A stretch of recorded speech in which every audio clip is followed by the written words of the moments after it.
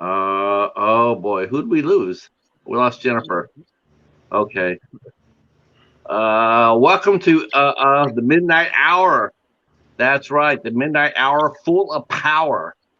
Uh, I'm one of your hosts. I'm Scarecrow County today. I'll be your host, Scarecrow. We also got Undead Nightmare 24, Leon, and we got the mighty Hobbs Horror sitting in here, and then Jennifer Tochi will join us like right now. She got bumped. There you go, Jennifer. Hello. Okay, here's a band-aid for your bump. And our special guest today is screenwriter director John Oak Dalton. Yay! Hey, Hell thanks for yeah! inviting me, We guys. are hyped for this. Uh, Let me see if I can get my screen up so I can actually see what I'm doing here. I have to. Excuse me. There I am. It says live, so I was like, okay, yeah, that has to be me. All right. Let's see. Anybody here to say hi to us? Yes, someone's here. Hi, Kwai Kwai. Kwai Kwai Anime Girl is here. Sweet. Kawaii, kawaii. Nice, Hi, nice. kawaii, kawande. All right. Welcome to our special guest, John Oak Dalton. Yeah. He is a fine writer and director. He has directed The Girl in the Crawlspace and Scarecrow County. He has also written, wow, you've actually written a lot of stuff here. You've written Amityville Island and Jurassic Prey. So we're going to get to talk about all sorts of fun things that John has done. Plus, what I really am excited about, and him and I touched on this earlier, what I'm really excited about talking about is his advocacy for the small free libraries. I've noticed that he posted a lot of the little libraries all around, and he's always putting in books and magazines and whatnot in there. And we'll talk about that because I think that's really cool. Not not enough people do that. Let's see, and we're going to talk about shark encounters of the third kind and all sorts of stuff, good stuff. Oh, I'm sorry. I got my first COVID shot, and so I'm really tired. Actually, it's really knocked my ass for a loop. So forgive me if I sort of am slow behind on the draw here. Um, can anybody hear me all right? Yes. Yes. Wait, what? Wait, what? Thanks a lot. Stone laid back Freddy Krueger. All right. Okay. So John, how are you tonight? So far, so good.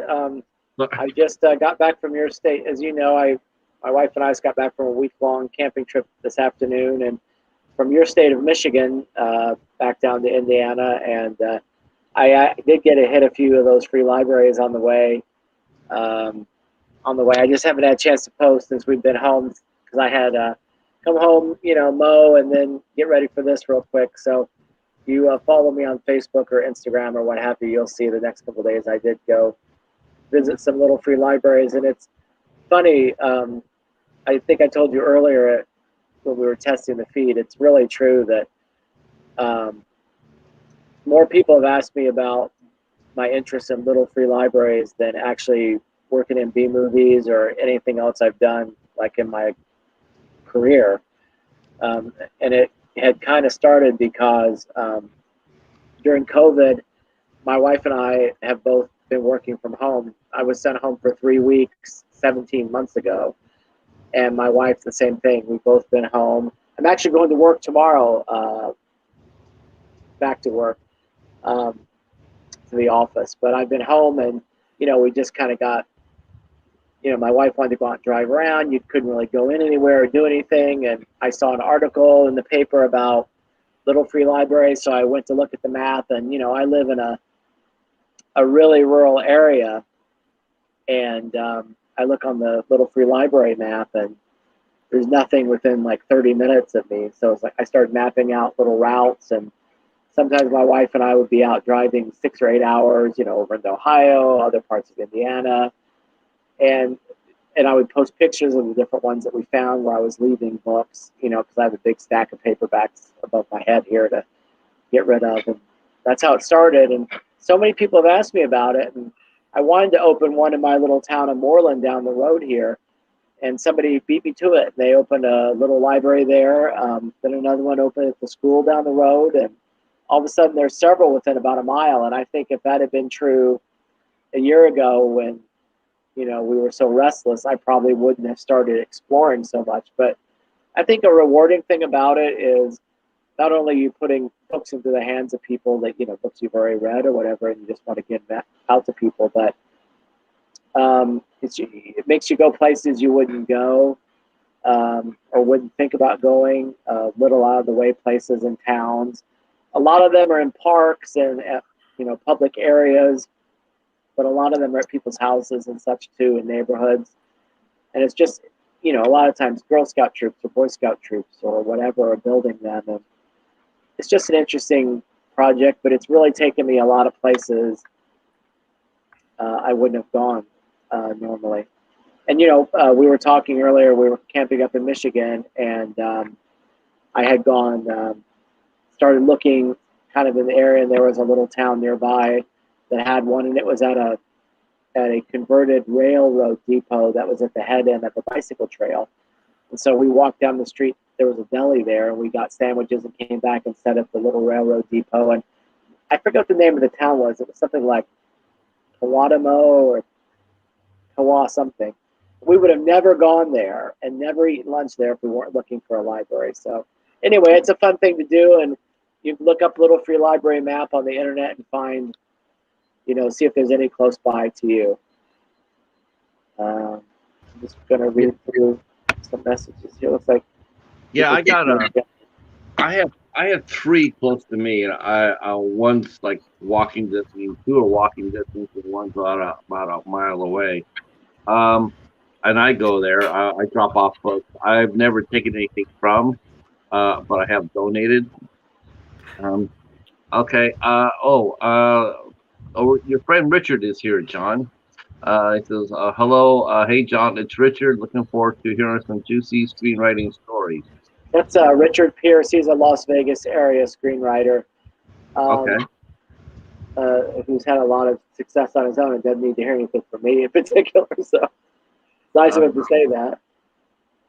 And then everybody else is just stopping by. It's like some of the guys are they got work or whatnot. They're just wanting to come by and pay respects. And then Tim's here. Hi, Tim. So yeah, the small library. I mean, that's a really good program to have. I totally understand why you would advocate it and champion it. The chance to get everybody to read, donate some. Like I've seen some good books in there. Like I said, I've never pulled anything myself. I've always donated, but I mean, you always think of people are just going to dump stuff in there. It's like old magazines, like old People magazines. But they must have someone who monitors that, because I've been in there and I've seen nothing but quality reading material, good books, nothing trashy, nothing, and I've even seen a couple of movies in there. Some people have actually donated a couple of DVDs, which I thought was rather entertaining. They're called stewards, the people that manage those, and most people are pretty serious about it, I found out. I'm sure all the stuff that I've left in there was nothing that they would want to keep. And what did you leave in there, Hobbs? Just like old horror movies that were like all beat up and shit. Like I thought somebody would want them, but I went back and they weren't there. So I think probably some of the books. I'm sure the stewards probably taken. They probably a lot of them probably work for the library or friends of the library. So I know our library has one that's real close to the main branch. So I'm sure that they service it and make sure that what's in there is suitable for reading. Like I said, they don't have trash in there. They don't let no pornography or nothing like that. I mean, it's not like I put necromantic in there or anything. It was just like Yeah, they just want to make sure the books are in good shape. They're in good shape. They're not all beat up, and you know, as long as they're suitable for because, like I said, I mean, kids can walk by there and to be designed for young people anyway. So you know, maybe I'll make sure that people can go in there and get like a Harry Potter or Narnia or a Hunger Games, and not not 120 days of bottom like Solo. So yeah, we'll come back. I mean, I definitely want to come back because I want to know. Are you a steward yourself, then, John? I mean, because I Actually, see. I registered one because I wanted to join the stewards group on Facebook and see what everybody Oh, was okay. talking about. And I've been meaning to build one. I was going to build one and put it in the town. Somebody beat me to it, and so I'm not exactly sure what I'm going to do with my registration because I live in a very rural area on kind of a busy county road, and so I don't think it would be conducive to put it out at the end of my property. So I'm not exactly sure what I'm going to do yet, but I did register one. I did register a location so I could join the group and see what everyone was talking about. What some people are very, very, very serious about it, and some people do it for fun, and some people are very community minded. It just sort of depends, but I've learned a lot about it. I just haven't had a chance to put. I'm just not exactly sure where I'm going to put one now because I was going to put one in the town of Moreland where I live, or I live outside of, and there's a historic society there. I was going to put it in front of that building, and then someone else put one there. So then there's one up the road at the high school, and so that's two within a mile of my house. So I don't know if they need a third one right here, right now. So I got to kind of think about it. I might put at my daughter's house. I know she'd like to have one. She lives out in the country in another area. So I don't know. I'll have to think about it. See, we're getting some folks in the chat here. Hi, Chadwick. Hi, Amanda. Welcome, welcome. We're talking to our special guest, John Oak Dalton. We're talking about his advocacy for the small free libraries, but now we're going to get to the stuff that you guys wanted to hear. You guys are here for it, and that is we're going to talk about your career, John. And the first question, obviously, is how did you get started? I mean, what led you to start writing? Were you a writer from a young age, or were you a reader and then a writer? I think everybody who is a writer also really needs to be a reader. I started, cartooning and doing art and all that, and then my word balloons were bigger than my drawing, and I wrote plays in high school and won some playwriting contests. But I think my real break was in college at Ball State University. I was the first person that wrote a screenplay, of the first screenwriter that won a Letterman scholarship, and that was in 1987. So I always say my first paycheck was from David Letterman, kind of. But back then, you also got tickets to the show if you won a scholarship. So in spring of 1988, my wife and I drove out to New York and went to the show. To tell you how long ago it was, and maybe you're the only one of this group that would understand this, Patrick, but the guest that night was Isaiah Thomas, who had just won the NBA championship with the Detroit Pistons. Right. He was on the show. Chris Elliott was on as a comedian, and the musical guest was Terrence Trent D'Arby. So that tells you how long that was. So anyway, after that, how I really broke in, I would say that's my first screenwriting gig, but how I really broke in was I had a friend. Let me back up. I was working in television, and we were doing a public affairs show, like a minority affairs show, and a filmmaker named Ivan Rogers came on the show, and he is a whole interesting person. He's passed away since then, but he's an interesting person in his own right. He had he'd come up through martial arts, and he was like a bodyguard to people like Fred Williamson. This is like back in the 70s. And he was sort of parlaying that into wanting to be a movie star of his own right in Indiana when he came back to Indiana. So he was making, and you can look him up on IMDb, he was making these martial arts films. He was getting little parts in big movies, and then parlaying that into starring in his own B-grade martial arts movies. He was an incredibly charismatic, interesting person. and he had come to do this public affairs show, and I was running camera. And afterwards, I was like, I really want to know about the movie business. I was like in my 20s, and can I talk to you about it? He goes, oh, let's go have coffee. And he was really, really nice.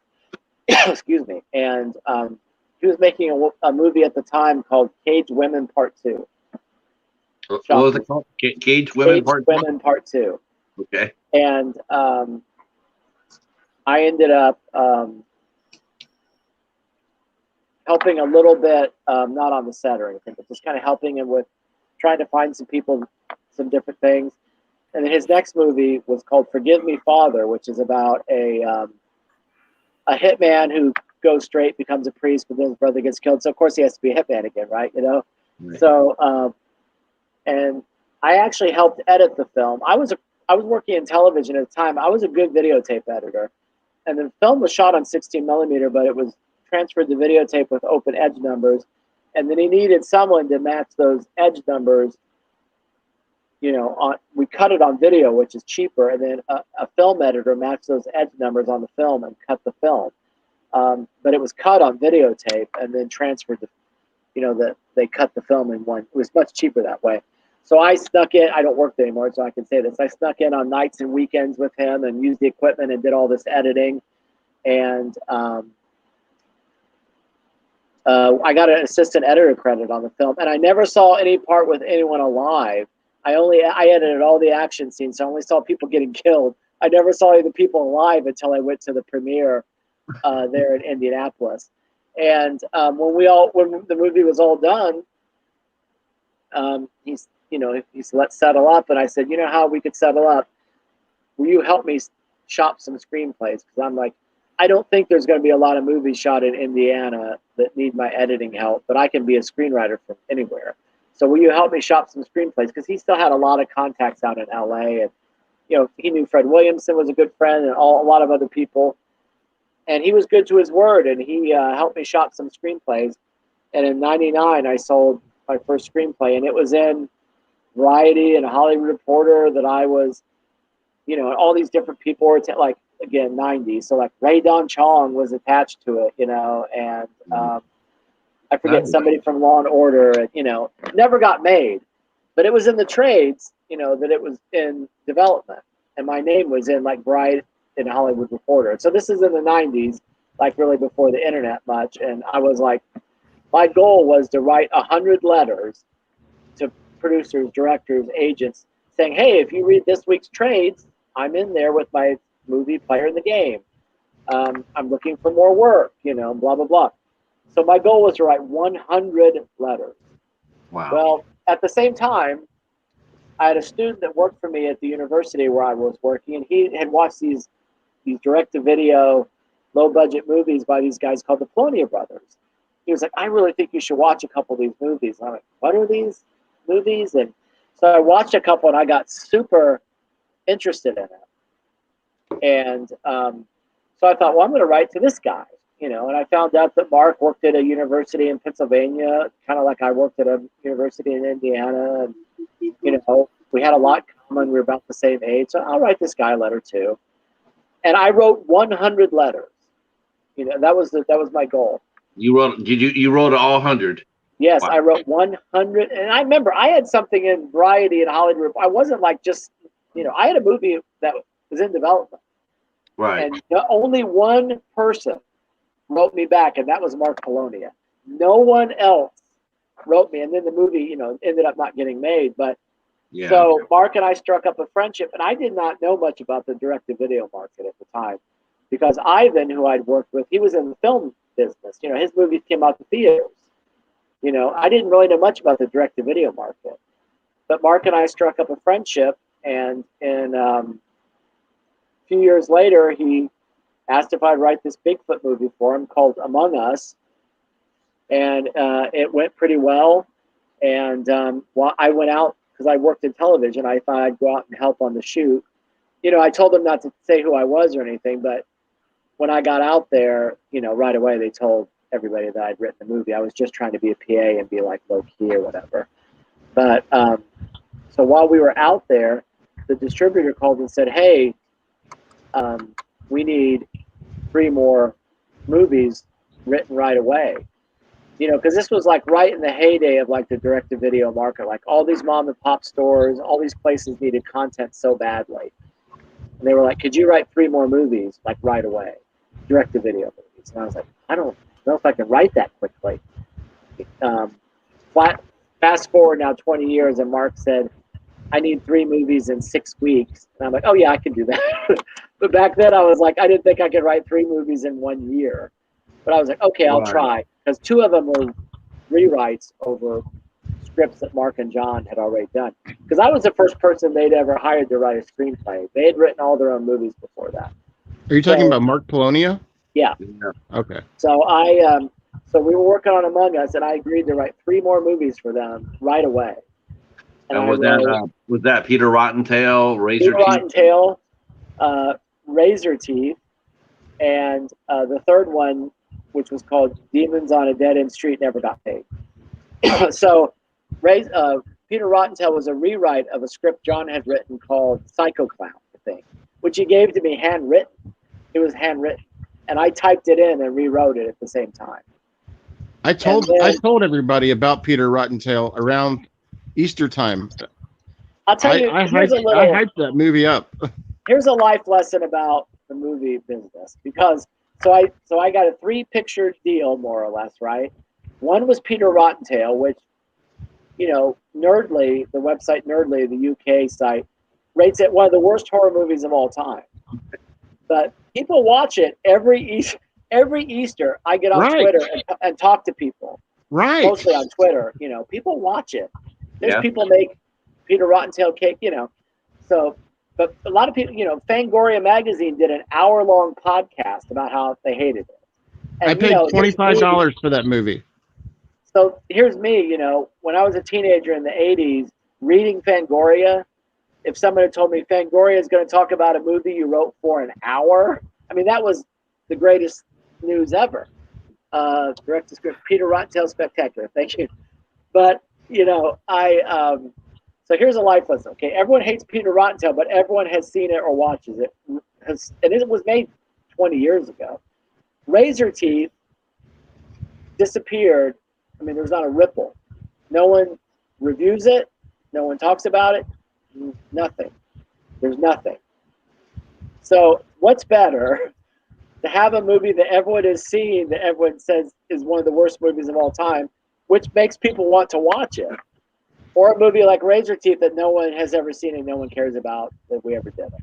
Let me touch base on that. I bought that movie before I even knew that people thought it was bad, because it just sounded awesome, and I still watch it. I still have it somewhere. But I mean, sometimes people like to watch movies even if they're bad, just because they want to see it. You know, I want it to be funny. I don't know if people think it's funny. I thought it was hilarious when I was doing it. I did too. Polonia had written it, had handwritten it, like in a notebook. So as I was typing it in, I was rewriting. I mean, I think I did it. I mean, I did it in like a white heat. Like I did it. I don't remember now. It's been a long time ago, but it might have been a long weekend maybe. Because I mean, they had the structure of it, and I rewrote it on the fly, kind of, and typed it in on the fly. But it just kind of came out in one kind of burst. And, I mean, it has a lot of raw humor and raw things in it. So I don't know. I haven't watched it in a really, really long time. I don't know what I would think about it now. It was written a long, long time ago, but it was a rewrite. It was a rewrite of John's original screenplay. That was right after about a movie called Swamphead. Have you ever heard of that? No, I don't know that one. Yeah, Wild Eye Releasing just picked it up about a year and a half ago.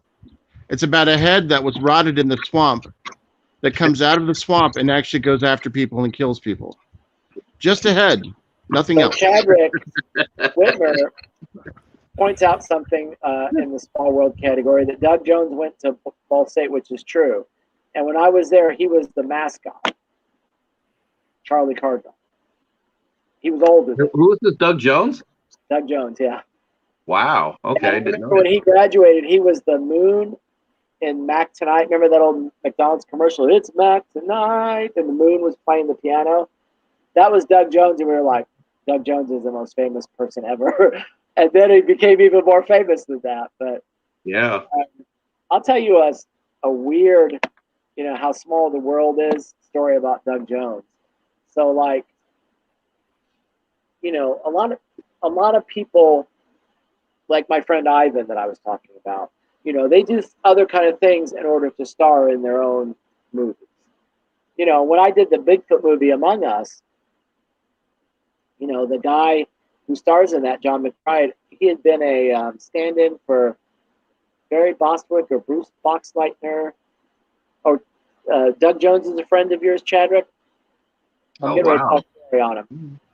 So, I don't know how to tell us about giving away the punchline. Maybe I already have. Well, Doug Jones is invited back to Ball State a lot. They don't invite me back for anything, right? I'm like low-class B-movie guy, right? But they invite Doug Jones back, and my wife's a professor there. So Doug Jones comes to my wife's class. She teaches in the honors college. And my wife is super nice and says to Doug Jones, this is quite a few years ago, oh, Doug Jones, you're in the movie business. My husband wrote a movie called Among Us, a B movie. Doug Jones is like, at that time, I think Fantastic Four, Silver Surfer or something. And that's like, I'm like a homeless guy.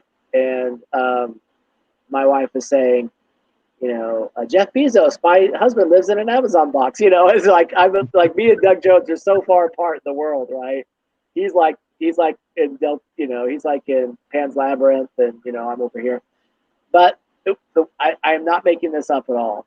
Doug Jones was like, "Oh yeah, I've seen Among Us," and I'm like, he said what? Well, in kind of a LA way, the young woman who stars in Among Us, whose name is Hunter Austin. You can look this all up on IMDb. She was in a Bible study group with Doug Jones and his wife. And wow. in an LA kind of way, like after they would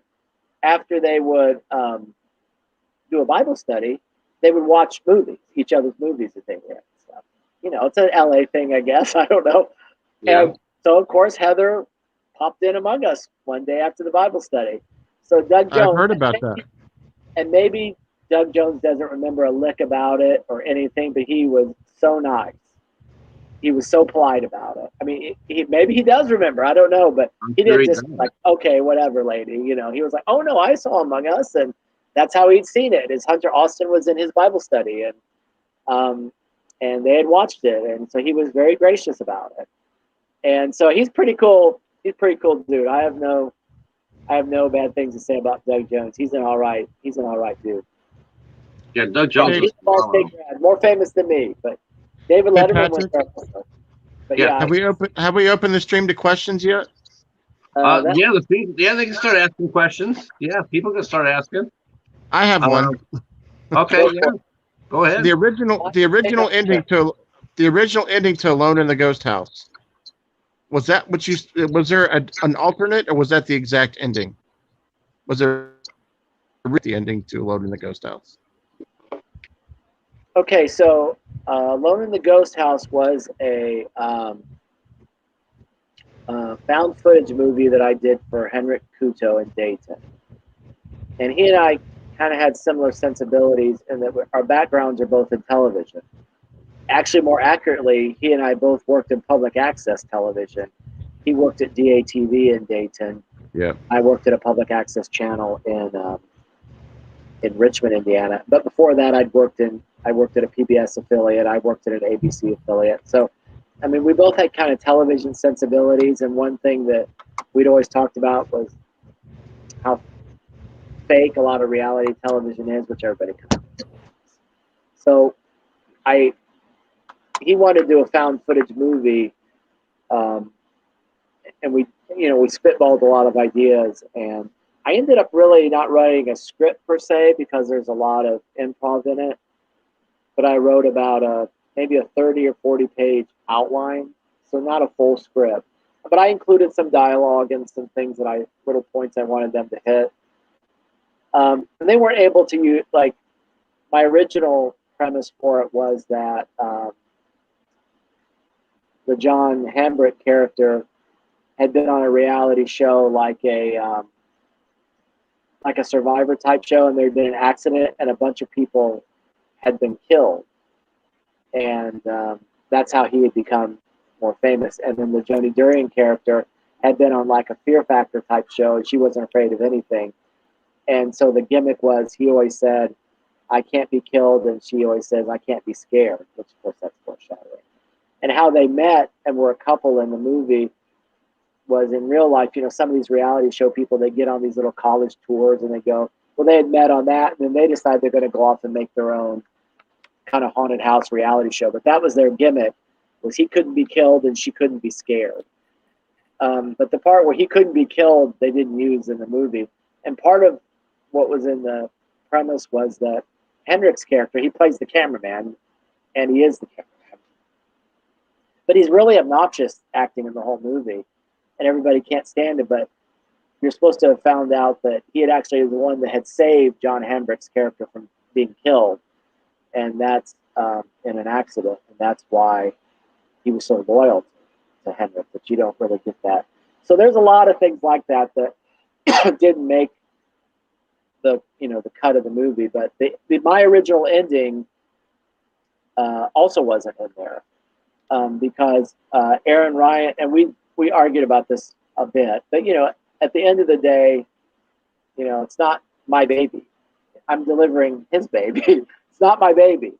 It was his baby. So I didn't really have, I wasn't angry about it. But my original ending, one of the things that happens is Aaron Ryan's character is like and I don't think this ends up really in the movie as much either, but she was supposed to be like a psychic hotline person, and she also was a TV personality. But I think that part gets cut out of the movie. They let her be the psychic part of it for sure, but I don't think much didn't have a TV reality. show. I don't think. Yeah, you're right. And then, but part of her part of how she got into it, her sister had died, and that's how she had her first psychic. And she talked a lot in my original part about her sister and all this. And at the end, all right, Chadwick, I got you lined up here. At the end, I originally wanted it with a very, very, very, it's not a spoiler to say everybody's dead, right? Because it's called found footage. It isn't called one person brought back the footage, right? It's called found footage. Right. So it's not a shock. Yeah. That's the thing about found footage. Every found footage, you already know that there's no happy ending. They're all going to buy the farm by the end of the movie. So everybody's laying there dead, and you see Aaron Ryan dead. And I originally had it where like you see a pair of bare feet come in and stroke her hair and then walk out. And you're not supposed to, like, wait a minute, was that really her sister that she kept talking about? But they decided that was, because the way they went with it is it seems supernatural until the very end, and then it has a realistic solution to what was really going on. Whereas at the very, very, very end, I wanted it to be like, oh, wait a minute, was it? Maybe there was a supernatural reason. But they thought, and that's perfectly fine. It ends up being more of a noir if you really think about the ending. It's not, there's not a supernatural element. And I really wanted to make a little tiny supernatural, like maybe just somebody walked through with their bare feet. You don't really know who it was. But I thought that would be a little tiny extra, and they didn't like that, and that's fine. Like I said, it wasn't my baby, but you're right. There was an original different ending, and maybe they talk about that on the commentary. I don't know how. Yep. That's how I found out. That's how I found out about it. Oddly enough, I don't know a lot of people that have this movie that I know, and they should, because it's really good. Well, thank you. And I did meet Joni Durian's on the cover there, and I did not meet her. I did not go to the set when they were shooting that, but I did meet her on the set of Scarecrows. She was in the segment I wrote for that anthology, and that's how I ended up casting her in both of my movies. She's a main person in Girl in the Crawlspace, and then she has a smaller part in Scarecrow County. But that's how I met Joni that way. John Hambrick, that I used in my movies, I met in Dayton, where you are from.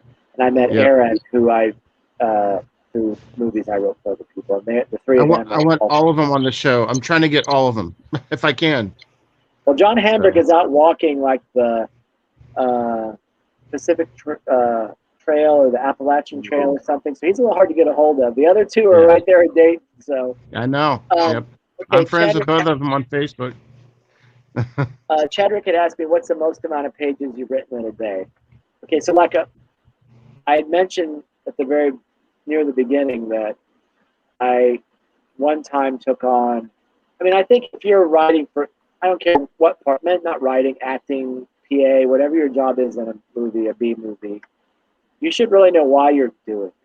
Why do you want to do this? And you should always be proud of your part of it. Even if, like, you know, I think every movie I've written, I'm proud of every single script. Did every single movie turn out the exact way I wanted, or did they use everything that I wrote, or, you know, no, but I'm proud of my part of it. That's the only part I have control over it. And I try to really, I've written so many, I mean, I sold my first screenplay in 1999, so I've probably sold 40 or 50, and probably 15 or 20 are movies that people could see. That's, you know, probably a third, I would say, of the screenplays I've written and turned into movies. And that's pretty good.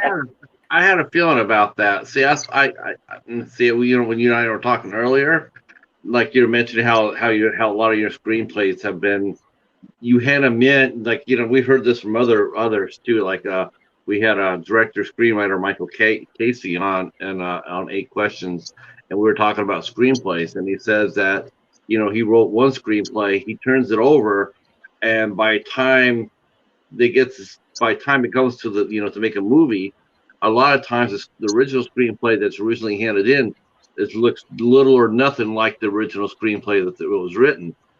Sometimes. And I got that impression from watching a lot of your films that your screenplay, it has a great idea and a great concept, but I don't, at the end of it, I don't really see it, that screenplay you turned in. Well, sometimes they are everything I turned in, and sometimes they're not. Well, let me answer Chadwick real quick, and then, so I was kind of getting off. Sorry, I was getting off the topic there, but so yeah, I actually one time was hired to write 3 screenplays in 6 weeks. So I wrote some very, very, very quickly. I think a good day for me, like, you know, if I'm working on a project, I like to get up at 5:30 in the morning and work for like an hour or a little more before work. Like this time of night to start writing, I'm too tired. You know, so I get up at 5:30 if I'm working on a project. And I'll work an hour 15 minutes, and then get ready to go to work, rather than start at like 7 or 8 o'clock at night. It's hard for me to start late at night. So, and if I can write 3 to 5 pages a day, you know, that's pretty good. You know, I can usually knock out, you know, if I have 4 to 6 weeks, I can write a screenplay from page 1. You know, I can average 3 to 5 pages a day. If I have a 10-page day, like if I have a Saturday or something and I'm sitting and working, I have a 10-page day, that's a really good day. I think the most I've ever written in a day might be 15 or 20 pages a day. That's really writing in a white heat, like you just don't even know what you're doing. You're just going crazy. But if I could write 3 to 5 pages a day, that's good for me. A really good day, a decent day would be a 10-page day. Like an out of your mind day is like a 15 or 20-page day. Like how do you come up with your ideas? I mean, is this a collaboration, like let's say with you know, with you and like Mark? Do you guys get together and you guys bound around some ideas? Like, you know, we want to do a you know, ghost shark movie, you know, Jurassic Prey. You know, what would be cool, and then you take that and you run with that, and then you bring it to them. So this kind of goes in with what Charles Cochran is asking about budget influencing, because yeah, all those things are in play. I mean, to be honest, I have never sold a spec. Like I wrote a screenplay and then somebody bought it. That has never happened to me. Every single screenplay I've sold, I've written specs for myself, or I've written specs for people to read, but no one's ever bought a spec. People have, you know, I mean, you were talking earlier, Patrick, how much people love Wild Eye. Well, Wild Eye is all concepts. When I did this 3-package thing, it was for Wild Eye. But they already come with titles and premises, right? And they're all titles like Jurassic Exorcist, right? They're Sharks versus Aliens is one that I did, which came out as both Shark Encounters of the Third Kind, which I don't think is as good as Sharks versus Aliens. But you know, they're always titles like that, these Sci-Fi Channel titles. But a lot of times, there's already a title. Most of the time, there's a title. And kind of an idea, some sort of a premise. And sometimes a poster, you know, that's already done or something like that. So when I'm writing for someone that I know, and I'm kind of to the point where I don't really want to work with a lot of people I don't know, or people that are maybe kind of new in the industry, because it's so difficult to get anything done. You know, and there's so many people that are just kind of fantasizing, and if they can make their fantasy seem more real by getting other people involved, you know, then that's what they're trying. You know, there's so many projects that don't get off the ground. There's so many projects that aren't going anywhere. There's so many people that aren't doing anything. So, you know, I kind of like to work with people I already know or know of or have a track record anymore. I mean, I've been doing it for so long now. I'm not that eager to get involved with people new to the industry. So a lot of times, if I'm writing for Mark, you know, which I know you're real familiar, a lot of people are really familiar with the Polonia brothers. You know, I kind of know where they're going to shoot, who's going to be in it, and you know, I kind of know what they have on hand. Same with Henrik Kuto, who I work with in Dayton, Ohio. You know, you kind of know what they have on hand, who is probably going to be in it. But sometimes they'll tell you, like when I did Amityville Island, Mark said, hey, I've got some footage of a bear, so I'd like a bear to get possessed. I have some sharks footage. I have to have a shark in it. You know, I kind of want it to take place in a lab. You know, I mean, you know, we'll kind of go over things like that. Sometimes there's an outline, and but more it's a list of kind of things they want or things they might have on hand. That's really, I mean, you're right. You're writing based on, so you're writing based on some of his ideas, right? I mean, yeah. And then you know, like, but y'all, you know, some like for Mark, in Amityville Island, an example, for instance, I was part of 3 screenplays I wrote really quickly: Sharks versus Aliens, Jurassic Exorcist, which hasn't come out yet, but which is done, and Amityville Island. And since I had to write them so quickly, I had written a script for Mark a couple years ago called Dr. Zombie, and it was kind of an homage to a movie he loves called Zombie 2. And since I knew that there was a shark needed in Amityville, I said, well, I think I put a shark in that. You know, there's a shark versus zombie thing in Zombie 2, and it takes place on Island. But so Dr. Zombie that I wrote, it didn't really take place in the 80s, but it had that 80s feel because I didn't use cell phones or technology, and it was about a reporter and a TV anchor, and they kind of have a sexy rivalry, and there's a zombie thing. But it was very much in that Italian 80s style. But I had that script laying around, so I thought I could use that as a basis. But, you know, I also knew that Mark really liked Tomb of the Blind Dead. So I really wanted to put a blind zombie in it because I know that he loves that movie. So, I mean, part of my thinking a lot of times is I know if people want to see a movie that I wrote, they probably like the same kind of things I do. So I like to put a lot of things, little references or homages, or I like to talk about subjects that I think people are interested in that I might be interested in. So the third thing that I really did in Amityville Island is I've always wanted to do like a women in prison thing because I always loved that movie, Lust for Freedom. I always thought that was a great movie when I was a teenager, of course, as a teenager. So I wanted to make like women boxing their way to freedom. And so, I mean, if you watch Amityville Island, it has almost every kind of crazy thing. But Now, I was trying to put everything in it that I thought people would be interested in, and Mark he was totally fine with it. A lot of times I try to make the movies like that. I try to make them kind of oversized, like crazy, full of crazy ideas, weird things, and I mean them, to be pretty funny and lighthearted. And I sort of feel like people don't get the joke a lot of times. Do you tend to? This might sound like a real strange question, but do you tend to overwrite the budget of the movie? I mean, your writing is so expansive. No, because I think that's why I get so much work, because I can write super, super cheap. Like, I'll give you another example of a movie I'm really proud of that I worked on. I think was ahead of its time a little bit, and it was called Sex Machine. If you guys ever get a chance to find it, it could easily be a cult classic. It was shot in Oklahoma City, and the guy that shot it, I think, was way ahead of his time. Was that my documentary? It's a Frankenstein movie. I'm just kidding. Yeah, it's about my life, actually. But it was shot in Oklahoma City. His wife at the time, later worked on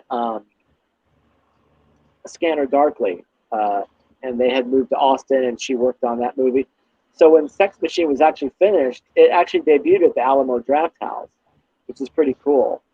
Too cool for me to go see, but it was really cool. So, but I remember I did a rewrite of it, and Christopher Sharp is the name of the guy that directed it. And I remember his third act, he had asked me about it.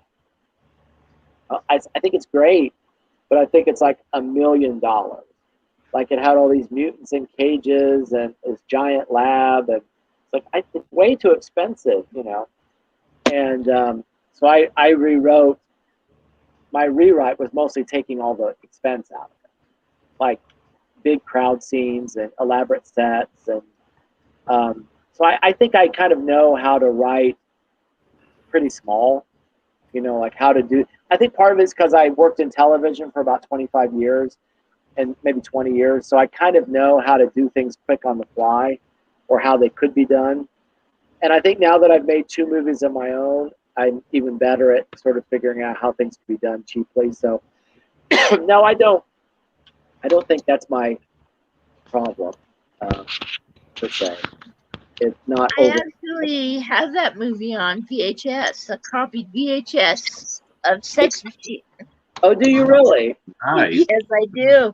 I'm really proud of that movie. I'll tell you a funny story about that. I went to a midnight movie screening of it in Chicago, and a guy named Dan Geyer, he's like the 3rd most famous Chicago film critic after Siskel and Ebert. Well, they're both passed away, so maybe he's the most famous. He was hosting a Q&A that I was going to be the guest. Well, the movie started at midnight. I don't know. It was just they had movies all day. I don't know, but it started at midnight, and it laid an egg. Like it died. I mean, it died. Like, and so I get up there with Dan Geyer at 1:30 in the morning. Like, hey, here's the screenwriter, John Dalton. I mean, the room is like, the theater is silent. I'm not kidding. Are there any questions for John? There are no questions. Like, I am dying. Oh my I'm gosh. dying. I'm so embarrassed. The next day, my brother was there with me.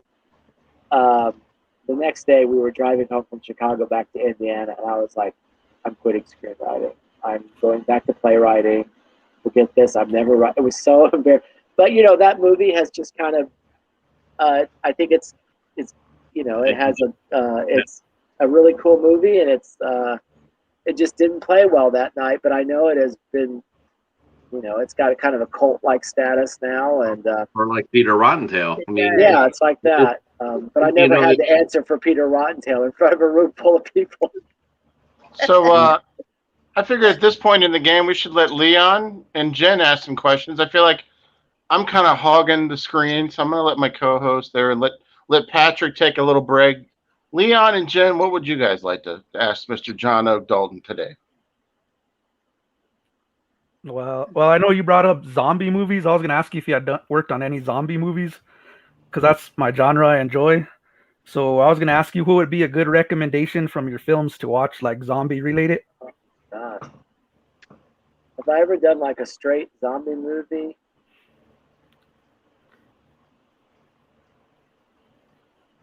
I think Amityville Island has the most zombies in it. I don't think I've done a straight zombie movie. And part of that was because I actually used part of a script I'd written about zombies, and I used the zombie parts in that movie. So Your that's shark probably was the a closest. zombie. What's that? I mean, your shark in the Amityville Island was a zombie.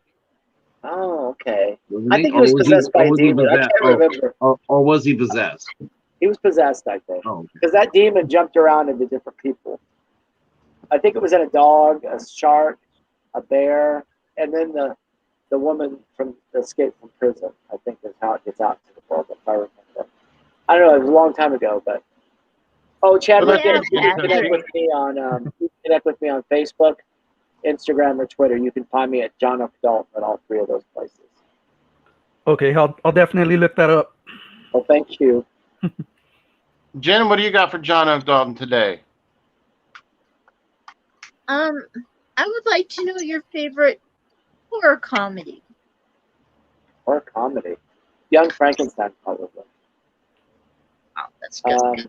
That's the first question, that jumped to mind, but probably like the most influential one to me would probably be more like Evil Dead, though, because I rented it from a video store in Muncie, Indiana, back in whenever that was, late '80s, not knowing anything about it, and to have that kind of experience for the first time. That's probably a better answer. But for Young Frankenstein's the first thing that comes to mind. But Evil Dead is probably a better example of something that, and I think what attracts me so much to B movies, and the first one I really saw that really made an impact on me was really Night of the Living Dead, and they showed it at my high school. Like they showed it in the auditorium. Back in those days, they'd screen like films for kids in the auditorium. I didn't know Night of the Living Dead's in the public domain, so I'm sure they got it for free. But I went to see it at the high school. Like they showed it for the kids at the high school. And I was so shocked. Like I was like shocked by it because when you see a low budget movie, you just don't know what's going to happen. Like, you see a John Wayne movie, with very few exceptions, John Wayne's going to win at the end, right? And he's going to survive, and the good guys are going to win. But you watch B movies like Evil Dead, Night of the Living Dead. I mean, I saw Dawn of the Dead at the theaters, and it's not the original round, but when it came back around, I remember going to see Dawn of the Dead. And you just don't know. You don't recognize the actors, so you don't immediately see, whoever John Wayne. Oh yeah, of course he's going to be all right. You see Dwayne Jones. You don't know if Dwayne Jones is going to live. So I think that's what attracted me to B movies originally, was just this unknown and this idea that anything could happen, anything could be done. You weren't constrained, and Evil Dead's a perfect example of that. There's no constraints over what you could say or do or how you could act or what was going to happen. And so I think that those are probably early attractors to me. And this is more of a comedy science fiction movie, but Dark Star would be another one that I went to movies to see, the John Carpenter film Dark Star, and was watching it going, what even is this? What is going on? What's going to happen? So I think that's probably, those would be a couple. Probably the most influential one in my actual career might be, I don't know if they would consider it entirely funny, but seeing Blood Red Planet by the Polonia brothers was the one that I was like, I should write to this guy and see what his deal is. And then we ended up working together. But that's the first one I actually saw. And I had a student that had it on VHS, a college student that worked for me. Hey, you really need to watch this movie. And part of the reason he wanted me to watch it is they used the video toaster, which was an old-time post-production computer, and they used it to make the movie, which I could tell by looking at the film. That's really why he wanted me to watch it. But I got really interested in that, and that's how I sort of learned about the direct-to-video market, which has kind of come in like there's kind of been three stages. Like there was the original mom and pop, like they needed stuff really bad, and then when I jumped in the late '90s and early 2000s, it was all these big stores, all the Blockbusters, Family Videos, all the Hollywood, all those chains. They needed things very, very badly. They needed anything. So I was kind of, that's why they're, okay, can you do 3 more movies? Can you do 3 more movies? And all of a sudden I've written tons of horror movies without really intending to it. And then when streaming started, I really didn't see a way to monetize it for B-movie people. I mean, Netflix isn't taking those movies, right? At the time, that was the big. But now, all of a sudden there's a million of these platforms, right? Like both of the movies I directed are both on Tubi, which I didn't even know there was a thing called Tubi. And now it's like Tubi's a pretty big thing, and a lot of people have seen my movies on Tubi. So all of a sudden there are a lot of entry level platforms. So now this is sort of the third wave, the streaming wave, for all these little platforms that are looking for content and like a piece of content. And that's it, and it doesn't necessarily have to be a movie, right? It could be little shows, little shorts. I mean, like The Host was such a big thing about a year ago. But you know, The Host is an hour long, right? It's an hour. I mean, you can't sell them. I mean, in the B movie, you know, in the DVD world, you couldn't sell anything that was an hour. It had to be 75 minutes. An hour isn't a movie. But The Host is considered a movie. But because it's a piece of content, people on streaming, nobody cares. You know, DVD distributors care. You know, they want them to be 75 minutes. But people they're watching Tubi or Shudder, or I think it came out on Shudder, or all these different Roku channels. They don't care if it's 60 minutes or 58 minutes or 65 minutes. But you know, the way we were brought up, you know, everything had to be 75 minutes. 80 or 85 was better, but not longer than 90. You know, no 120-minute horror movies. But so let me just say that. Go ahead. I'm sorry. The Post comes out and it's 60 minutes, and that's called a movie. I mean, that's a new way of thinking, in my opinion. So this is now the third wave. First wave, like late 80s mom and pops, and that's how like the Polonia brothers, Brett Kelly that we talked about, a lot of these early adopters with their SVHS equipment, you know, that's how they got in. And then when I got in the late 90s, it was all the big box stores that needed. Well, for horror movies, yeah, you have to be at least 75 minutes. So sure. I was curious. I've been really interested in Scarecrow County for like the time that I've heard about it, but I had no idea that it was a slasher film, or that there was a scarecrow in it. Did you hide that from everybody that wanted to see it, or was that something that kind of brought up later in the game? I haven't, the marketing of the movie, you know, it's interesting because I think The Girl in the Crawlspace, a lot of people thought was just a straight horror, but it's really kind of more of a slow burn thriller. And I think when it started, like, they kind of tuned the marketing where it kind of came out more like, in the spirit of Kiss the Girls, you know. There was, oh, okay, then people weren't quite so disappointed that it wasn't. But I think Scarecrow County, you know, I don't know. It's got Scarecrow in the title. There's a picture of a scarecrow, so I would hope people would know that there's a scarecrow in it. But why I ended up doing that, or really making a scarecrow movie, was when I shot. If you see The Girl in the Crawlspace, it was shot in my own house. I had in 2017, I had gone for about a year without really being asked to write anything I really wanted to write, or being asked to write much of anything at all. You know, and I was a person with a lot of credits, but I just wasn't getting stuff that I wanted to do, or really being asked to do very much. And so I was like, I'm just going to write my own movie, just what I want to write. And then that kind of turned into, well, I'm just going to make my own movie, you know, screw everybody. I'll just write the movie I want to write, make my own kind of movie.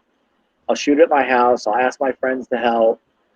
And Henrik Kuto, who I'd written some movies for as a director, he was very kind to come and be director of photography for my movie. We shot it in 2 weekends in my house here that I'm sitting in. So if you see the movie, you get to see about 80% of it's shot right here in my house. And we shot it in 2 weekends. My goal was to sell it from like card tables at different conventions. Like go to horror conventions like Cinema Wasteland, just sell it there, whatever. I was more shocked than anybody because I just made the movie I wanted. I didn't care what anybody thought, and I was shocked more than anybody when ITN wanted to buy it. So while we were shooting the movie, so Henrik Kuto, who's my director of photography, he's from Dayton, like you, Hobbs. Yeah. And he'd never really been in the country like this. He's looking around. He's like, man, this place reminds me of Dark Knight of the Scarecrow. And I was like, Dark Knight of the Scarecrow? What are you talking about? And he was like, oh, that old TV. So I started thinking about it. And so between the 2 weekends, we shot in 2 weekends for Crawlspace. Between the 2 weekends, I bought the movie off of Amazon. I think it was $8 or something, $7.99. And I watched it. Oh, I remember this, So flash forward, when we finished the movie, and we're talking about Scarecrow County, fairy dust. I'm talking about Dark Knight of the Scarecrow, but my movie Scarecrow County. So flash forward, the day we did all the deliverables, finished the deliverables on Girl in the Crawlspace, ITN was like, well, what else are you guys working on? Because that's what everybody always asks me. What else are you working on? Well, I wasn't working on anything. My goal was to make my movie that I wanted to make and screw everybody, and that was my whole plan. I didn't have another movie. So we did the director's commentary for Crawlspace, me and Henrik, and then we went out and walked his dogs around the neighborhood. Out walking around, Yeah. And I was like, do you remember we were talking about Dark Knight of the Scarecrow? And I said, yeah. I ended up watching that. I said, if I was to do that movie today, like in the modern era, I think I wouldn't make it about people tormenting a disabled person. I think I'd make it about tormenting a gay kid. Because, that was a big, in the 80s when I was a teenager, that was something that happened quite a bit. That kids were beat up and all this. And I said, I think I would change it. I think that would be my modern up, I think the movie was made in the 70s and the incident happened, But in mine, I said, well, if it took place in the 80s and it was, in the 2000s, the people had to sort of deal with what they did. That's how I would update it. And he was like, well, why don't we make it that? Why don't we make the next movie that? And so that very day, which was January of 19, I went home and started writing it. And we shot it in March of 19. So I wrote it, did pre-production and cast it super quickly. But honestly, if you watch my 2 movies back to back, you'll see I used a lot of the same people and locations. So I was able to sort of start back up production pretty quickly. Whereas, I thought it was a TV show at first, but I'm glad it's a movie. Yeah, so Crawlspace had a long gestation period, but Scarecrow County had a very quick gestation period. So we talked about it in January, shot it in March, and it debuted at Film Scene. I'm wearing a shirt tonight. Film Scene in Iowa City in October. So from the day we started talking about it in January, it was playing at a theater in October. So that happened very, very quickly.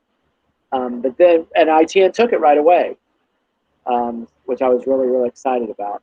And then, the next movie got knocked off by COVID, which is everybody's story. So my third movie, I was literally the night before shooting. I was making the sandwiches for the next day, And Indiana was going into lockdown. This was March of that. So I shot a movie in March of 18, in March of 19. Okay, there's a theme here. I shot it during spring break from my work at the university. So now it's March of 20, and literally the day before we were going to start shooting, Indiana was going into lockdown. And I had people coming from Ohio, Indianapolis, Fort Wayne area, all around. And I was like, I think we could get this first weekend in. But I bet by next weekend, it's going to be hitting the fan.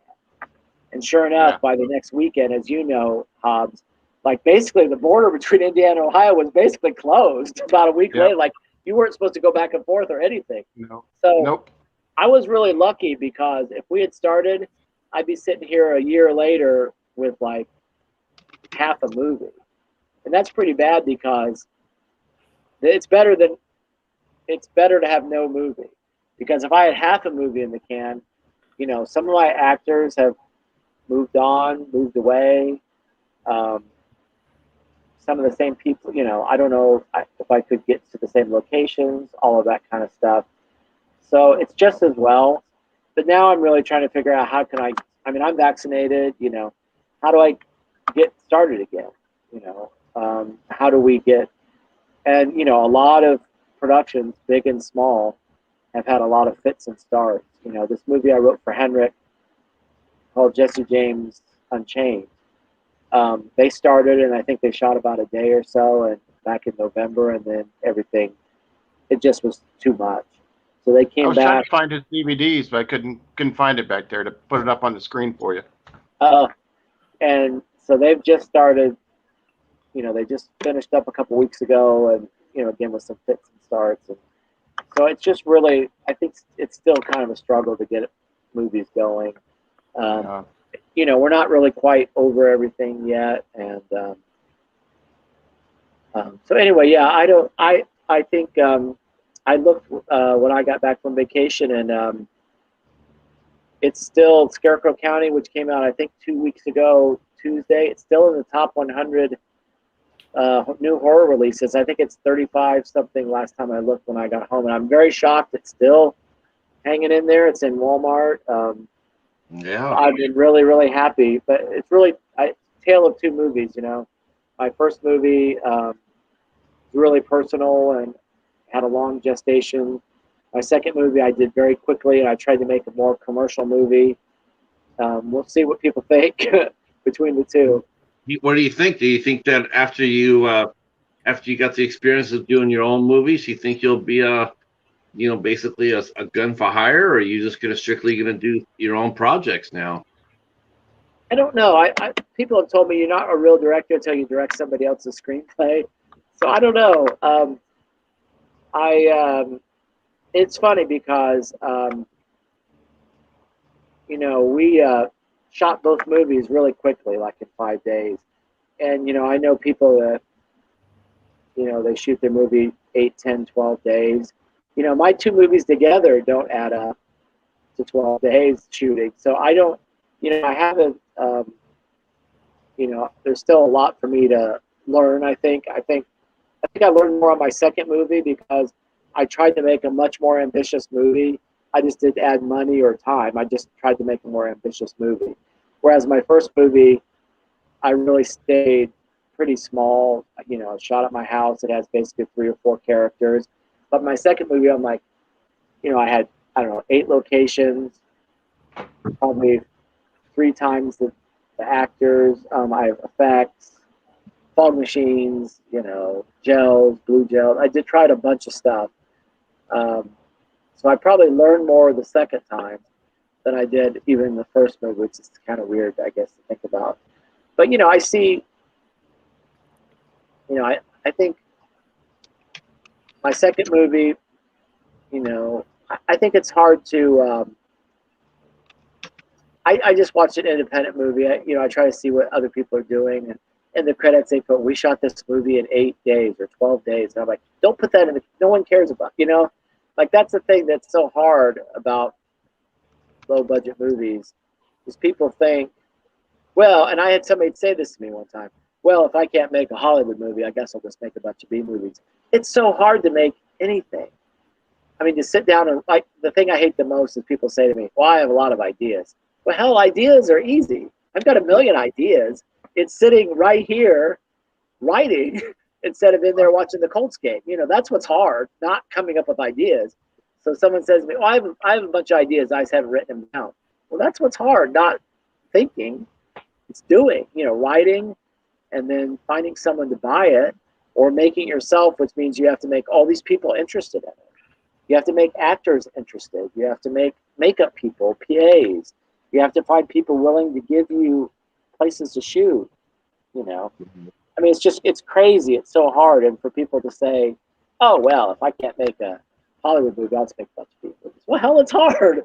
I mean, making anything is hard. Anything is difficult. So, you know, I think, but you can't explain that to people. You know, like people, you know, in my movie Scarecrow County, if you read a lot of reviews, people joke a lot about there's more people talking on the phone than you see the Scarecrow. Well, yeah, that's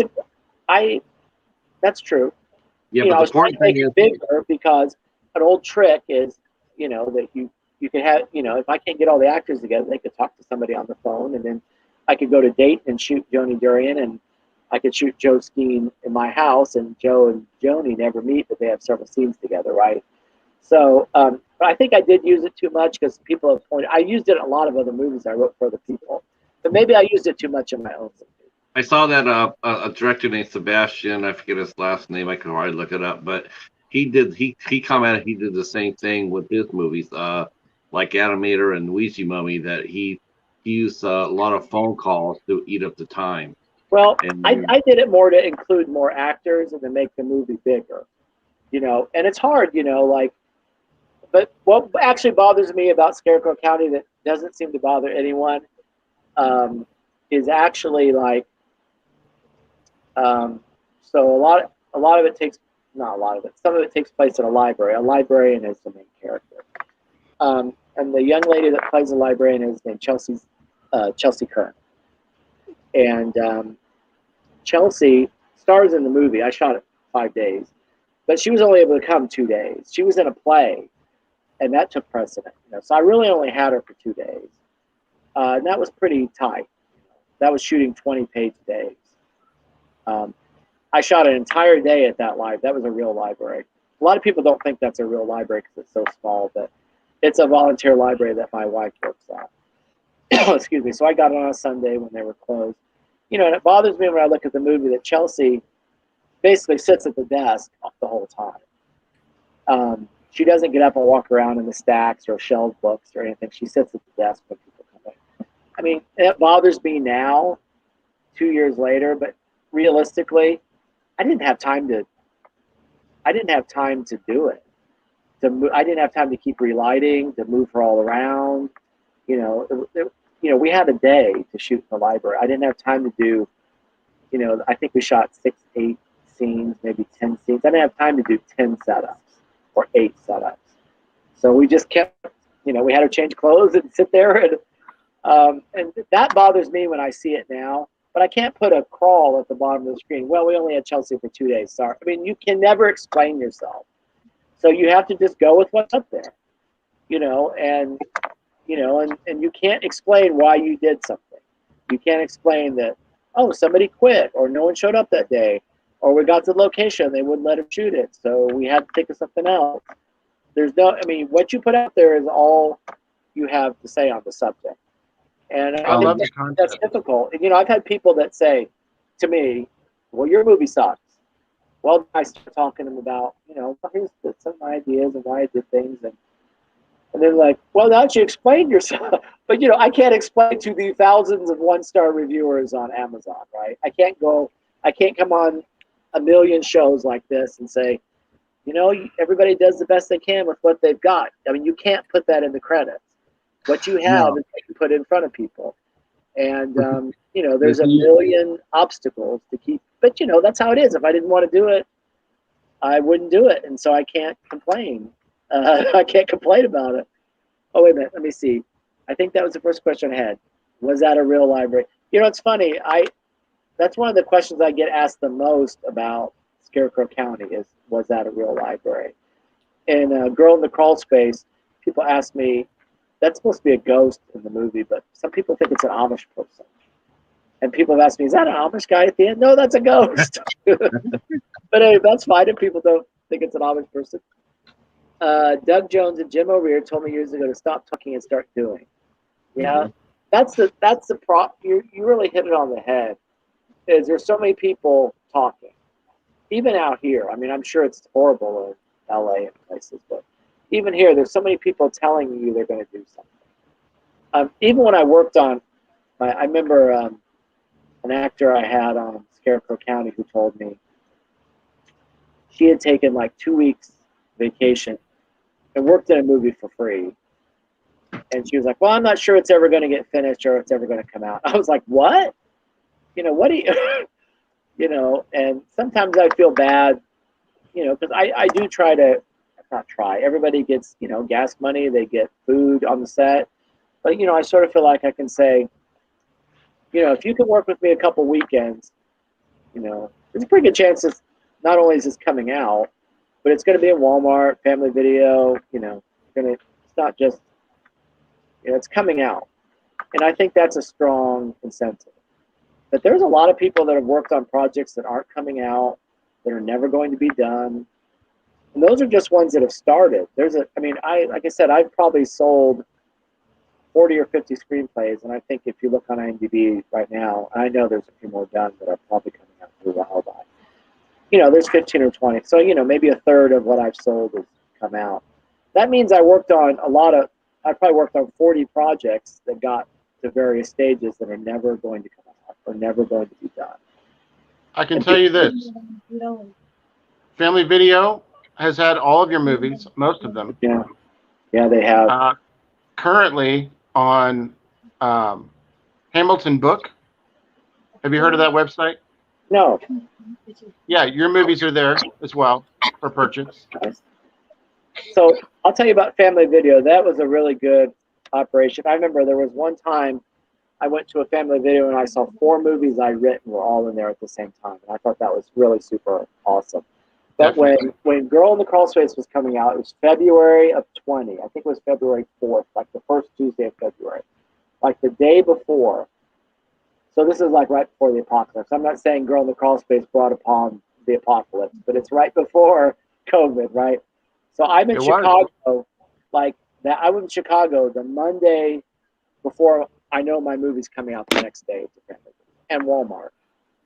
So I get on the Family Video maps of their stores and map out a route when I'm driving. It's like 5 hours between my house and Chicago, and I'm looking at the route on I-65. Like, where can I stop and find a Family Video and go in and talk to them, And I stopped in like Elwood, Indiana. I stopped in Tipton, Indiana. I stopped in Frankfort, Indiana. I stopped in all these towns, walked in, I'm like, hey, you guys gonna have Girl in the Crawlspace tomorrow? Yeah. Well, I'm the director. I made the movie here in Indiana. I want to introduce myself and thank you for carrying my movie. And they, people were excited. I got to meet managers and people took pictures. It was really fun. But some of the places I stopped, they were like, oh no, man, we're not taking any new movies. We're going to be closing. Wait a minute. So I kind of got the whiff then that Family Video, a couple places I stopped, including the one closest to my house, they said, no, we're not getting any new movies. I said, I shot this movie like 10 miles from here. No, we may be closing. So I think that's I can guarantee you. It was in Ohio for sure. Yeah, and I saw it in a lot of stores. So I sort of saw then that maybe Family Video was in trouble, and I was really sorry about that because the people there were so nice and friendly. And I remember that so clearly because that was like one of the last things I did go out and do before like COVID really hit. Is when I went and toured all those Family Videos and introduced myself and said thank you for carrying the movie and all that. So anyway, yeah, R.I.P. Family Video.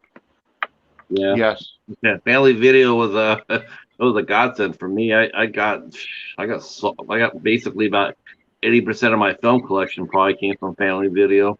Yeah.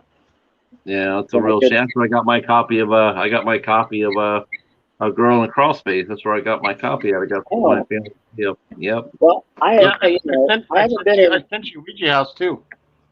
You what? I sent you a Ouija room. That was from Family Video also.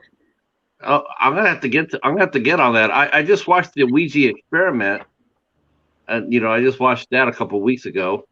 So I will say something about Ouija Room. Is it was shot in Dayton directly before my Crawlspace movie. Like it was shot right before. And the stars of my movie, John Hambrick and Joni Durian, they play brother and sister in Ouija Room.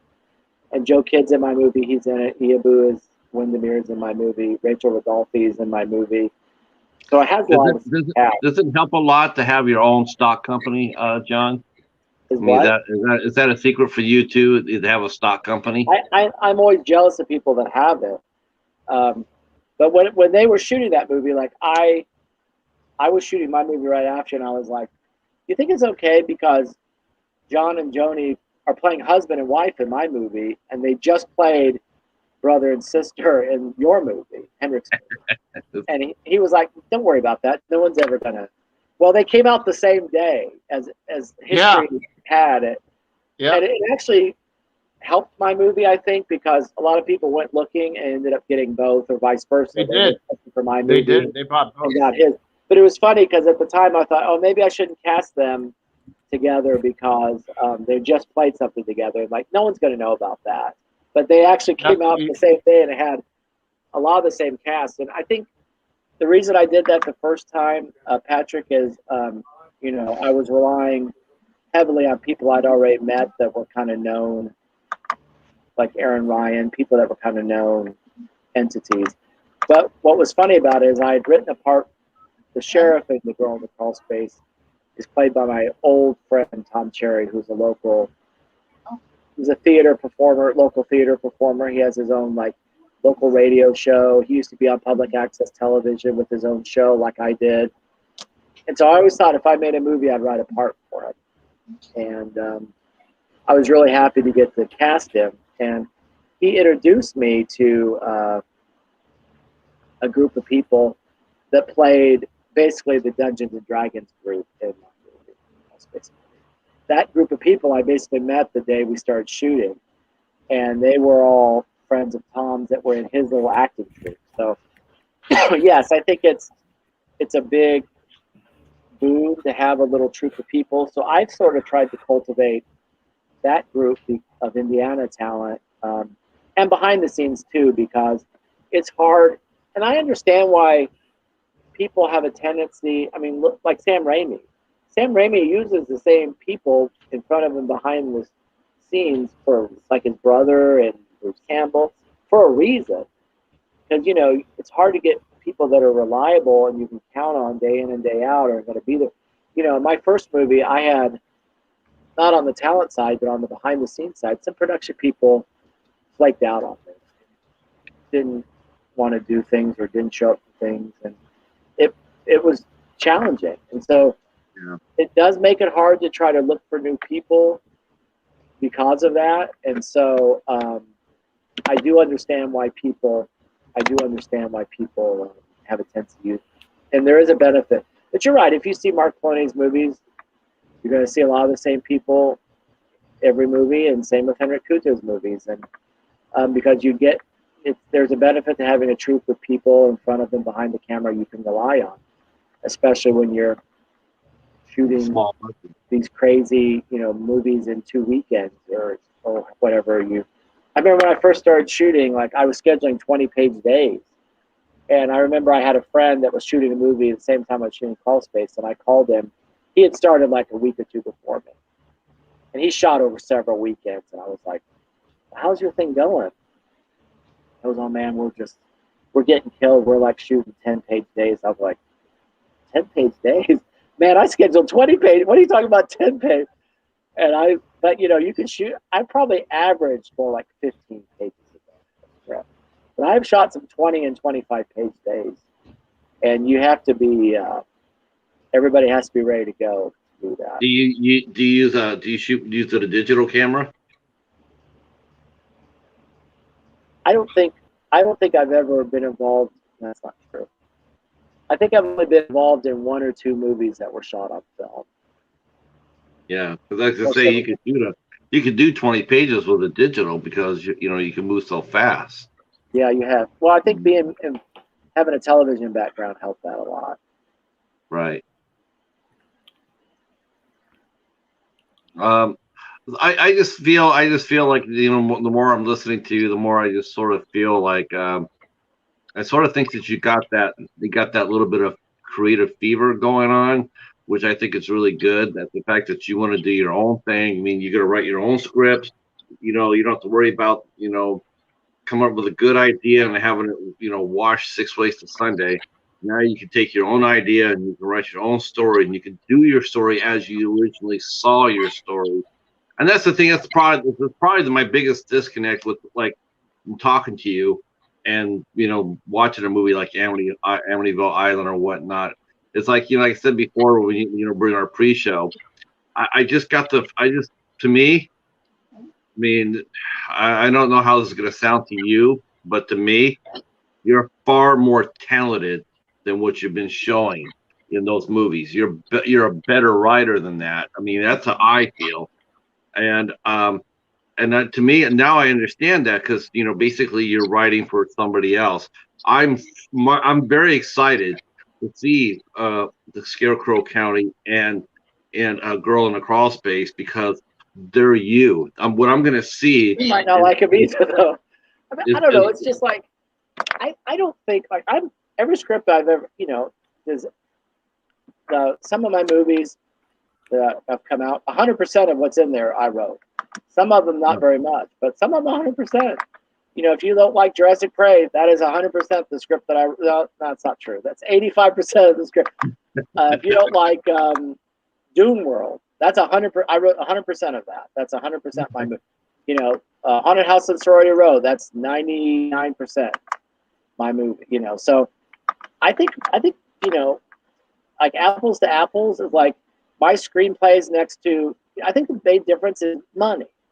Are my movies stupider than most of the Friday the 13th sequels or the Freddy movies? No, people just spent money, and you see Megan Fox. It's not the movies aren't dumber. They're just cheaper, and people think that dumb and cheap are the same thing. They're not the same thing. I think my scripts are smart, but people think they're stupid because they look cheap. And so I think originally, when your original, I'm sure, like, I'm dead certain. Like you're saying now, some of your scripts are 100% you. Oh, that's true. Good. I mean, and they should be you. I mean, I could never understand the idea of someone washing a script, or he's like, I like that, I'm going to buy that, let's do that, and then by the time you come out, it's like you don't even recognize the story that you originally wanted to tell. I think a lot of times things come up and you don't have any control. That's the part you can't put on the screen and put a crawl that says, oh, so-and-so quit, so we had to cut. There's a part in Jurassic Prey that I liked. And I remember the actor said, I wish we'd done these scenes with the therapist. It would have helped so much. Well, they couldn't, something happened and they couldn't get the location of the actress or something. So they didn't shoot it, and it's not in the movie. But you can't, you can't put, that's the only thing, that's why I'm saying 85% of for that movie. But yeah, those would have been good scenes. They were really interesting, but they just couldn't, they can't always accomplish everything that you want. Not everything can be done the way people want. Let me explain what Patrick wants. Patrick wants one Scarecrow movie in this world that he watches that actually have a Scarecrow in it. That's all he wants. There's a Scarecrow. Just one time. There's a Scarecrow in it. There's a Scarecrow in Scarecrow County. There is one. Yeah. But I think that's one thing that a lot of I think it's interesting because I think the horror genre, the fans are incredibly loyal, and they will follow you, and they will, they know you, and they don't care. They don't care so much about. They want certain things in a movie. They don't necessarily care about. There's no such thing, if you think about it. There's not really like a whole bunch of low-budget comedy movies, low-budget romance movies, direct-to-video comedy, But there's this whole, the horror genre is much more welcoming. Horror conventions, the fans are loyal to you. And I think if you are in it, for not out of cynicism, but you love the genre and you love the fans, then they know that. If you don't, you can smell a rat. And I think that's a big difference to me between a big budget movie and a low budget movie. Is I've never worked on. You never go on a set and people say, "I sure hope this sucks." You know, I can hardly wait for someone on Amazon to say that I'm ugly. You know, people watch my movies and say my actors and actresses are ugly. Hell You know, no. That's not they even do. close to being true. That's And, not even close to being true. But part of it is because people don't realize, like, I love to get on Twitter when people are like roasting any movie I wrote, even. Like, I remember that guy in Fangoria. They did an hour-long podcast about how bad Peter Rottentail sucked. And I actually wrote with him and said, hey, you know, I appreciate what you know, it was so cool that Fangoria did this. When I was a kid, if Fangoria had talked about me, I would have been so excited. So thank you for reviewing. I didn't say you suck back, right? But the guy, his mind was like blown. Like I was a real person that existed. Even though he did tell me he listened to because I did an audio commentary track for the movie. He listened to it to try to understand what I was doing. And then he also made fun of my audio commentary track. But it would like shocked him so badly that I was a human being that existed somewhere in the world. Like it's easier to just make fun about people that you don't think are real people, or you know. And so I think it's interesting because it's a dichotomy. The fans are loyal and everything, but they also like to get drunk and make fun of your movies too, and they don't think about you being a real person. And so to get on and say, "Hey, your actress is fat," or "Hey, you're stupid," your movies suck. Why are they're cheap? They're not stupid. I think that's a big disconnect to me. I don't think my movies are any stupider than people probably aren't even horror movie fans. I wouldn't say any of your I don't think any of your stories are stupid at all. I mean, personally, I don't. I'm sure that if I read, like you said, I'm sure if I read your original treatment in all your scripts, I would probably enjoy it, just about every single one of them. It's just like this comes down to this comes back to what we talked about too. To me, I think my problem is more than anything else with someone like Mark Polonia or Brett Kelly. It's the same thing we talked about, and that is they want to get, as soon as they get that first $500 or $1,000, they want to run a shoot. And to me, I'm just sitting there going like, wait, look, you had enough patience to wait for this $1,000, so be patient a little longer. Get $2,000 and go out there and make a much more interesting movie. You could do that. You could afford a little bit more bang for your buck. And I mean, look, I understand I understand what you did with your movie. I mean, shooting it on location at your house, that's brilliant. I get that. But I mean, I think Mark is, I don't know. I just feel like I'll be the devil's advocate, not just for Mark or Brett, but let's just talk about this in general, not about any particular director. Okay, what is the impetus? What is the impetus for someone to do something different, right? If you're someone like Mark and you've made 50 or 60 movies and people continue to give you money to make movies and people buy them and people are interested in them and people watch them, what's the impetus for doing anything different? If you're immune to criticism, I'll tell you about a review I read. There's a guy who's been following Todd Sheets movies for years. He's been a huge Todd Sheets fan, right? So I was reading this guy's review. He was reviewing, I guess, in the Neon Dark or whatever, one of the Todd Sheets movies, and the guy loves Todd Sheets. I mean, everybody loves Todd Sheets. I mean, Todd Sheets, the person, is one of the coolest guys. But the guy had been writing for years. He goes, I've been following Todd Sheets for 20 years. And the one thing that frustrates me about Todd Sheets is that he never fucking improves. It's the same shit every movie. He's never grown as a filmmaker. He's never grown. It's always the same thing. And I watched 4 or 5 of Mark's movies. And it's just like you barely got started. Huh? You've hardly gotten started. I know, but I mean, I watched 4 or 5 of them, and I'm just, that's the one thing that strikes me more than anything else. It's like I just don't see. I just feel like I wish he would have waited. I just wish, because I see the concept. I see what he wants to do. As a fan, yeah, I get it. But if I wish he just waited and got a little bit more cash underneath his belt, so he could go out there and just do things just a little bit better. Sometimes Just a little. Sometimes there's cash, and sometimes there's not. There's going to be X, and that's all you're getting. And I don't know. I think, I do see your point. I mean, I think that's part of the reason, not just Mark, but anybody. I wanted to make my own movie, so people said they sucked.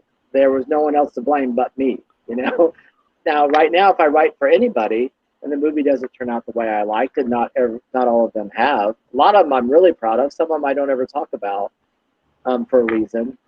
But I have to be proud of my part of it. Sure. I don't have control. So this, screenwriter. But along those same lines, it's like people sort of, to have something like it. To me, Mark is like his wife told me recently. Some people got off the internet. They live in a very rural. Mark and his brother who passed, but growing up, they lived in a really rural area. This pretty little town, middle of nowhere. They're like, they made the first movie on Super VHS ever purchased by Blockbuster. And these people, his wife tells me, these people get off the highway because they see it's Wellsboro and they know that's where the Polonia brothers made all their movies. And they drive downtown and they're looking around, trying to find landmarks, and they see Mark and recognize it. And they were so excited, So, I think there's two sides to it. There's sort of there's the casual, person that watches, Mark, or my very good friend Joe Sherlock, who's been doing his own thing, or Todd Sheets, or any number of J.R. Bookwalter to some degree. Any number of Tim Ritter, Henrik. Anybody. There's an element of the person that sort of takes it at face value, and then there's the, there's people with shortcomings, but there's people that they have there is a unique vision to Mark and other people, and people have been attracted to those things for a long. There's some, in the low budget world, like I said to Jennifer early on, there's something about it that there's an energy to it that you can't capture. These, you look at people in remote areas, someone like the Polonia brothers, that, John Polonia, who had written all their movies, who's passed away, he worked at a grocery store and lived in a small town down the street from his mom and dad, and he was making movies there that Blockbuster was buying. It's just this crazy. So, there's, I guess, the theory of, I guess what attracts me is what's this idea of outsider art. Just in general, like my whole interest in life is DIY culture. Like if you see both my movies, they have a lot to do with zines, independent art, underground comics. Those are the kind of things I'm interested in my life. And this is what this world, grassroots video work, two brothers that grew up in rural Pennsylvania and they're selling movies to, it's just this crazy idea.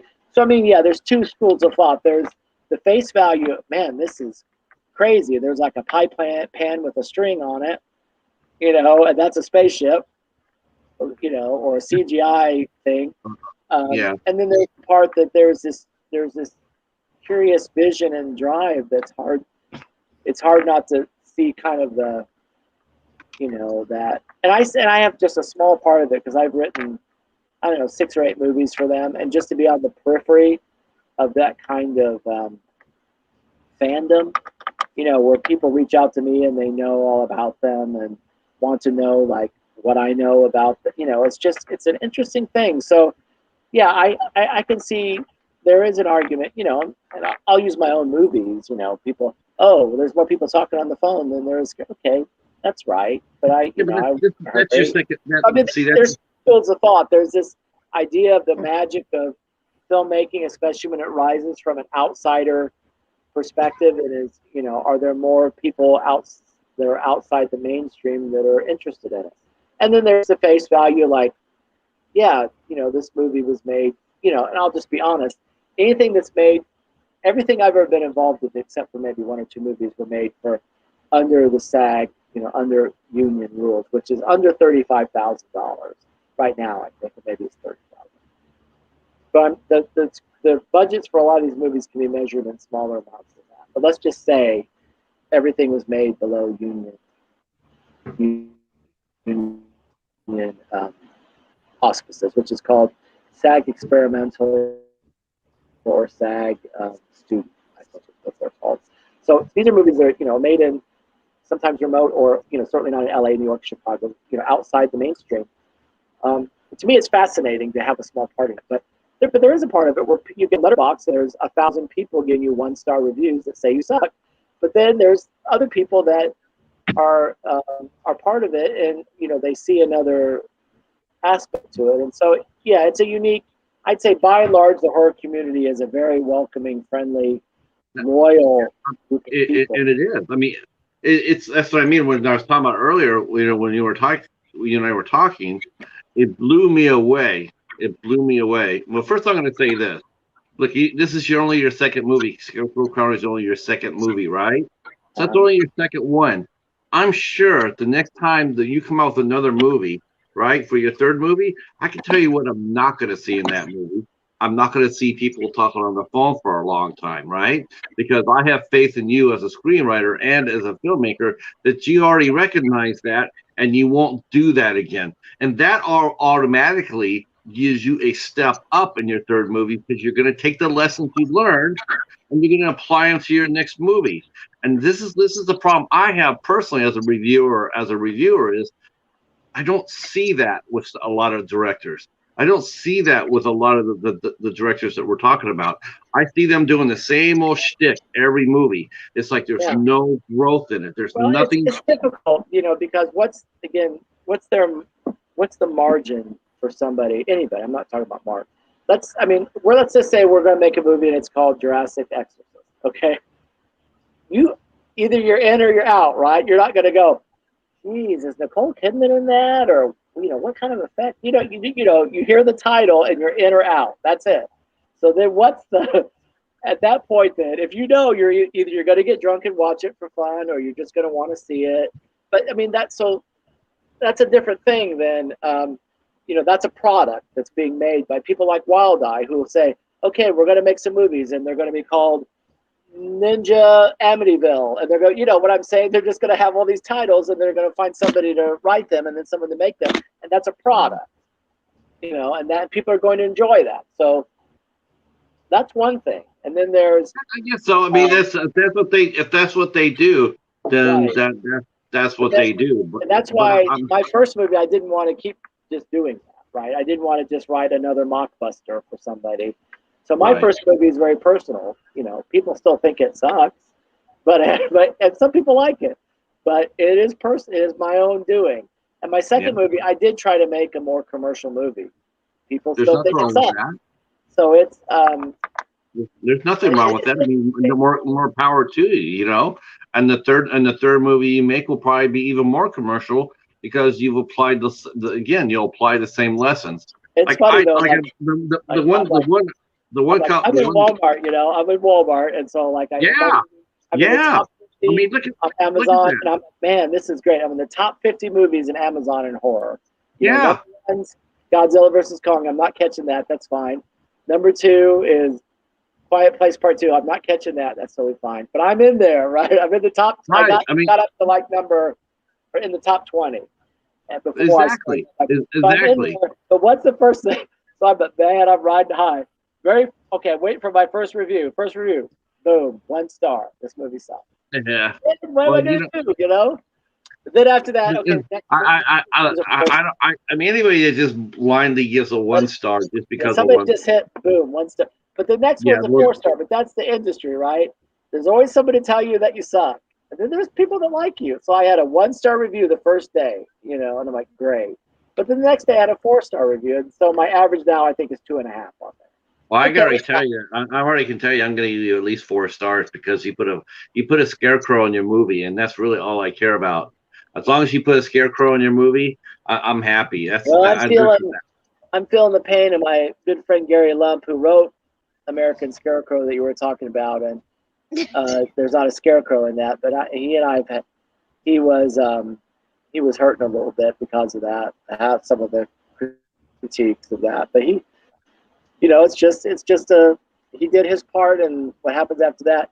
But it is hard when, I think some people have made some passion projects, but I did one passion project that some people liked and some people hated. I did one I thought I tried to be more commercial, and some people like it and some people hate it. So, but when you're talking about like, certain types of movies, Megasaurus versus killer wrestlers, or whatever, you know what I mean? When you're starting you have a title, Vampire Ninjas versus Godzilla, you know what you're doing and you're getting. And if you write that, you're writing, knowing what you're doing. But I would actually watch that movie. Along that line, I've never Vampire Ninjas versus Godzilla. I watched that.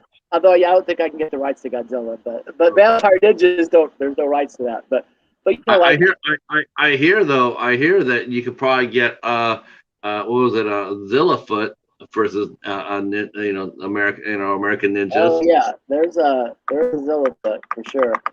And that's Spark Stud actually did that. But I think the thing that people don't understand, I think, really, is not movies I've been involved with that I've written for other people, or sets I've been to, that I've volunteered, I've PA'd for other people's movies, not only my own movies that I've written. I mean, I've been on movie sets with people. I've never been around like cynicism. Like no one, and I mean this, I know it sounds funny, but no one goes to the set and goes, guys, this really is going to suck. No, I'm going to do the worst job. I don't care. I'm going to phone it in. I've never been around that kind of cynicism where people just go, we're just making a crap movie. I mean, everybody, I don't care what movie you're involved in. Everybody wants something. And you should, if you're making a movie with people, I don't care what part, makeup, I don't care what your job is, craft services, you should know why you're doing it. Like, what are you getting out of it? What is your, when I wrote Jurassic Prey, I was like, really? What is this thing? And he was like, oh, I want to do like a 50s dinosaur movie with rubber stop animation, do old school. I want it like a Roger Corman. Oh, I like that. Okay, I'll do that. Or Haunted House on Story Row. It's like, what? I want to, I could do a feminist take on that. Okay, I'll do that. You know what I mean? It's like, you have to know why you do something. And if you're in the movie, why are you doing it? Like, Chelsea Kern, I was a film festival judge for a festival in Indiana, and she was at a student film I saw. It was made at her college. She was a star of it. And I remembered her later when I was casting my Crawlspace movie. I thought, I'd like somebody like her. And then I was like, why don't I just try to find her? And, I got on Facebook, and she was a theater major at a college about an hour away. And so I messaged her, hey, do you want to come down and work for a day on this movie? And she did a really good job. So when I wrote my next movie, I was like, I kind of like Chelsea to play the lead part. And so she came down and started in that. Now she's in a movie, she lives in Brooklyn now, and she was standing in Walmart. There's a movie that she's top billing. And, so you sort of have to know why, she did her student film thinking it would lead to something else, and it led to another part, and then it led to a star. And, same with me. It's like, I'm to the point where I sort of pick why I want to do something. Why am I writing this? Who am I trying to help? What am I trying to get for myself? And I think anyone has to ask themselves that. Why am I involved in this? And no one ever goes in going, well, I just need to bang this out. I don't care. I don't care if it sucks. No one wants to be embarrassed. No one wants to be told that they're ugly in a movie, or that they can't act, or their movie's stupid. And so I think it's interesting, because I think people think that B-movie people are cynical, but I think they're the most hopeful people of all, because they're always hoping that if I do X, this will lead to Y and then Z. They never go to X and say, okay, we got to make sure this, I don't care if this sucks, guys. I mean, no one wants to be shown up or be embarrassed or be, or to look at. I agree with all that. I fully agree with that. But to me, it's like nobody ever wants that. Nobody ever wants that. Nobody ever wants that. But the fact of the matter is, if you keep doing the same thing over and over without showing any growth, or without waiting, being more patient, that's what you're gonna get. You're gonna get the same thing you've been trying. And that's the thing. See, again, I'm trying to emphasize the fact that I admire about you, John, is that you're not doing that. You're looking at going like, okay, here I am at point A. How do I get to point B? Now you're going to go to point B. How do I get to point C? And a lot of people are sitting here at point A and they never get off point A. They're going to do the same movie over and over and over and over. That's why someone like a Roger Corman has this reputation. When people talk about Roger Corman, they talk about how cheap he made the movie, how fast he made the movie. It's or how much stock footage he used to make the movie.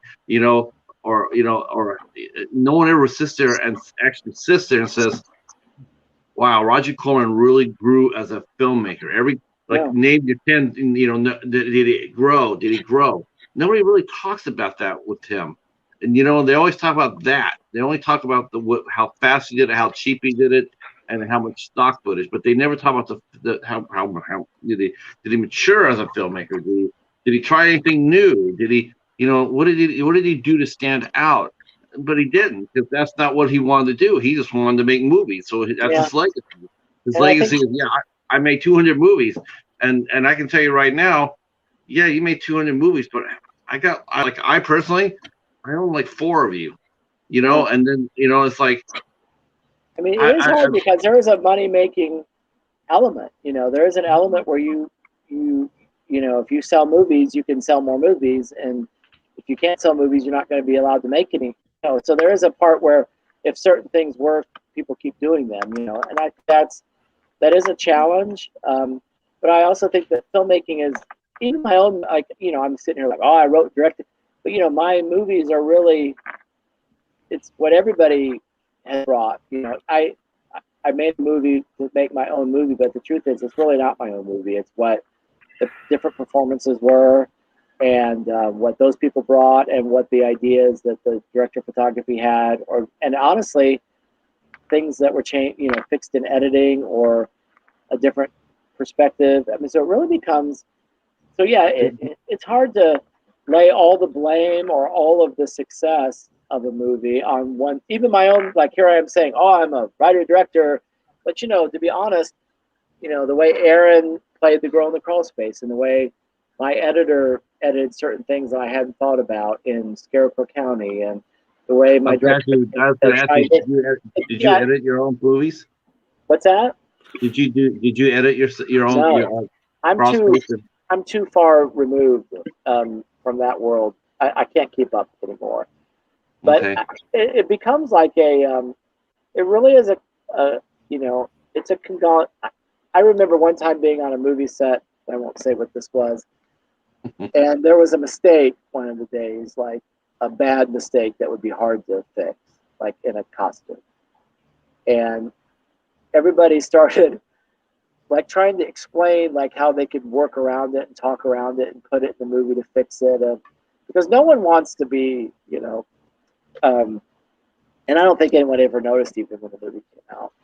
But everybody tries to pitch in, and it becomes a sum of its parts. And you've talked about some directors that they kind of are knocking out the same thing.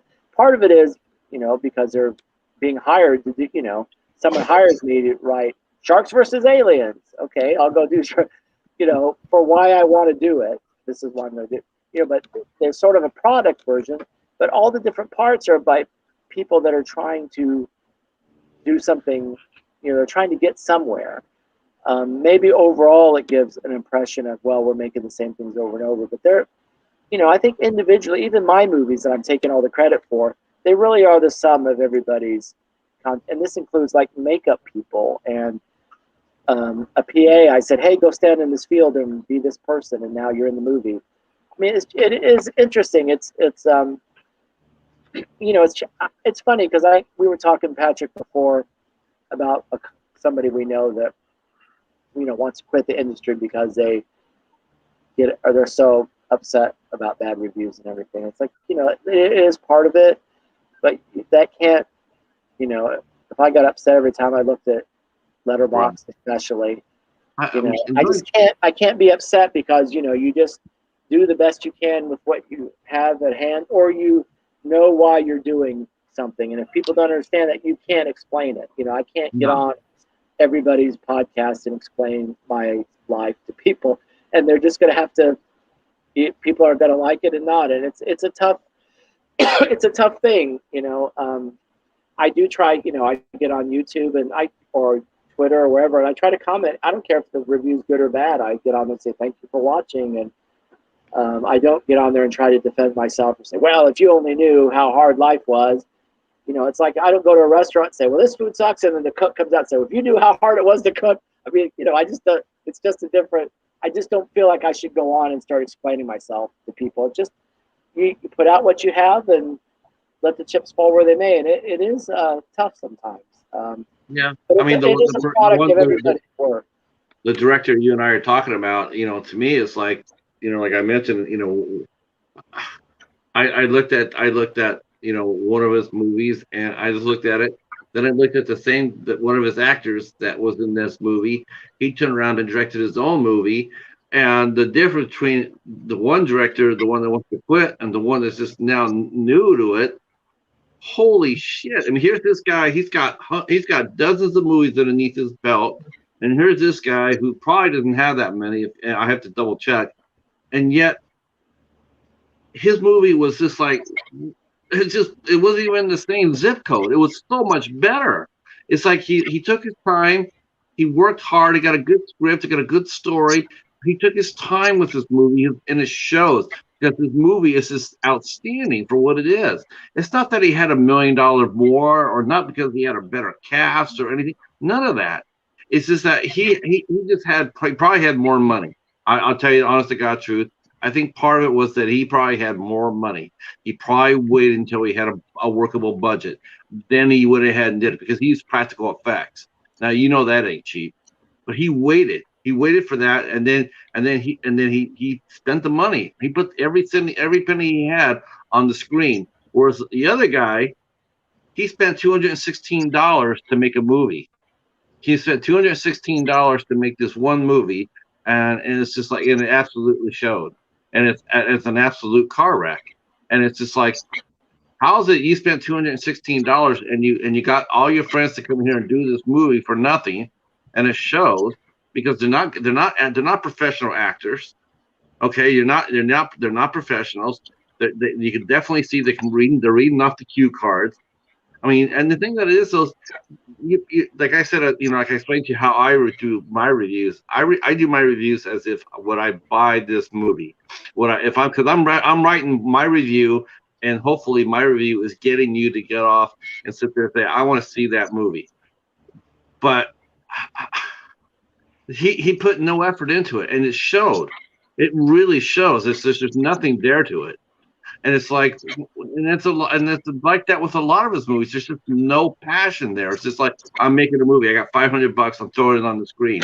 Whereas his friend took his time, took his lessons, applied it to his craft, made a sensational movie for the money. For the money he had, it didn't. Like I said, he didn't have a much bigger budget. Maybe I'm sure he had a bigger budget in 2016, but he used his budget. He put everything on the big screen.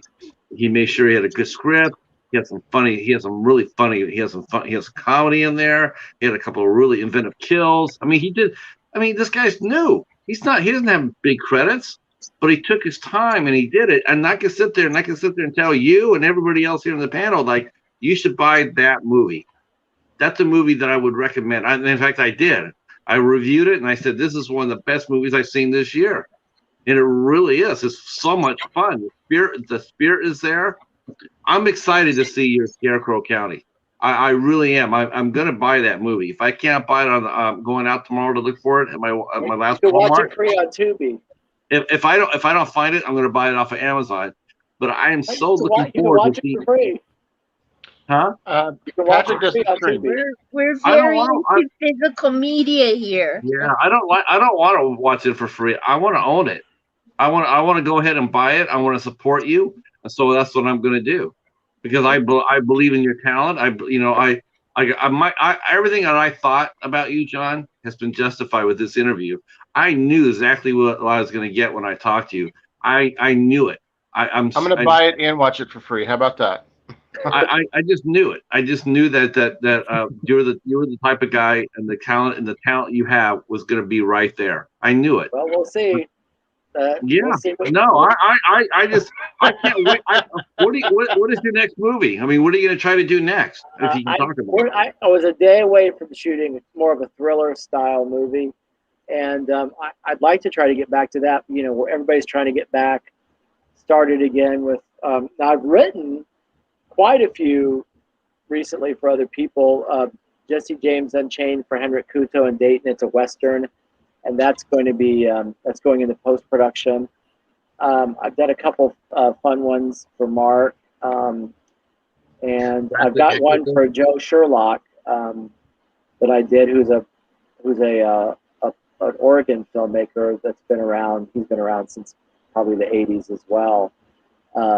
And he's got a new film coming out that I wrote for him a while back. So, is Jurassic Exorcist for Mark? Yeah, it's done. It's coming out through Wild Eye.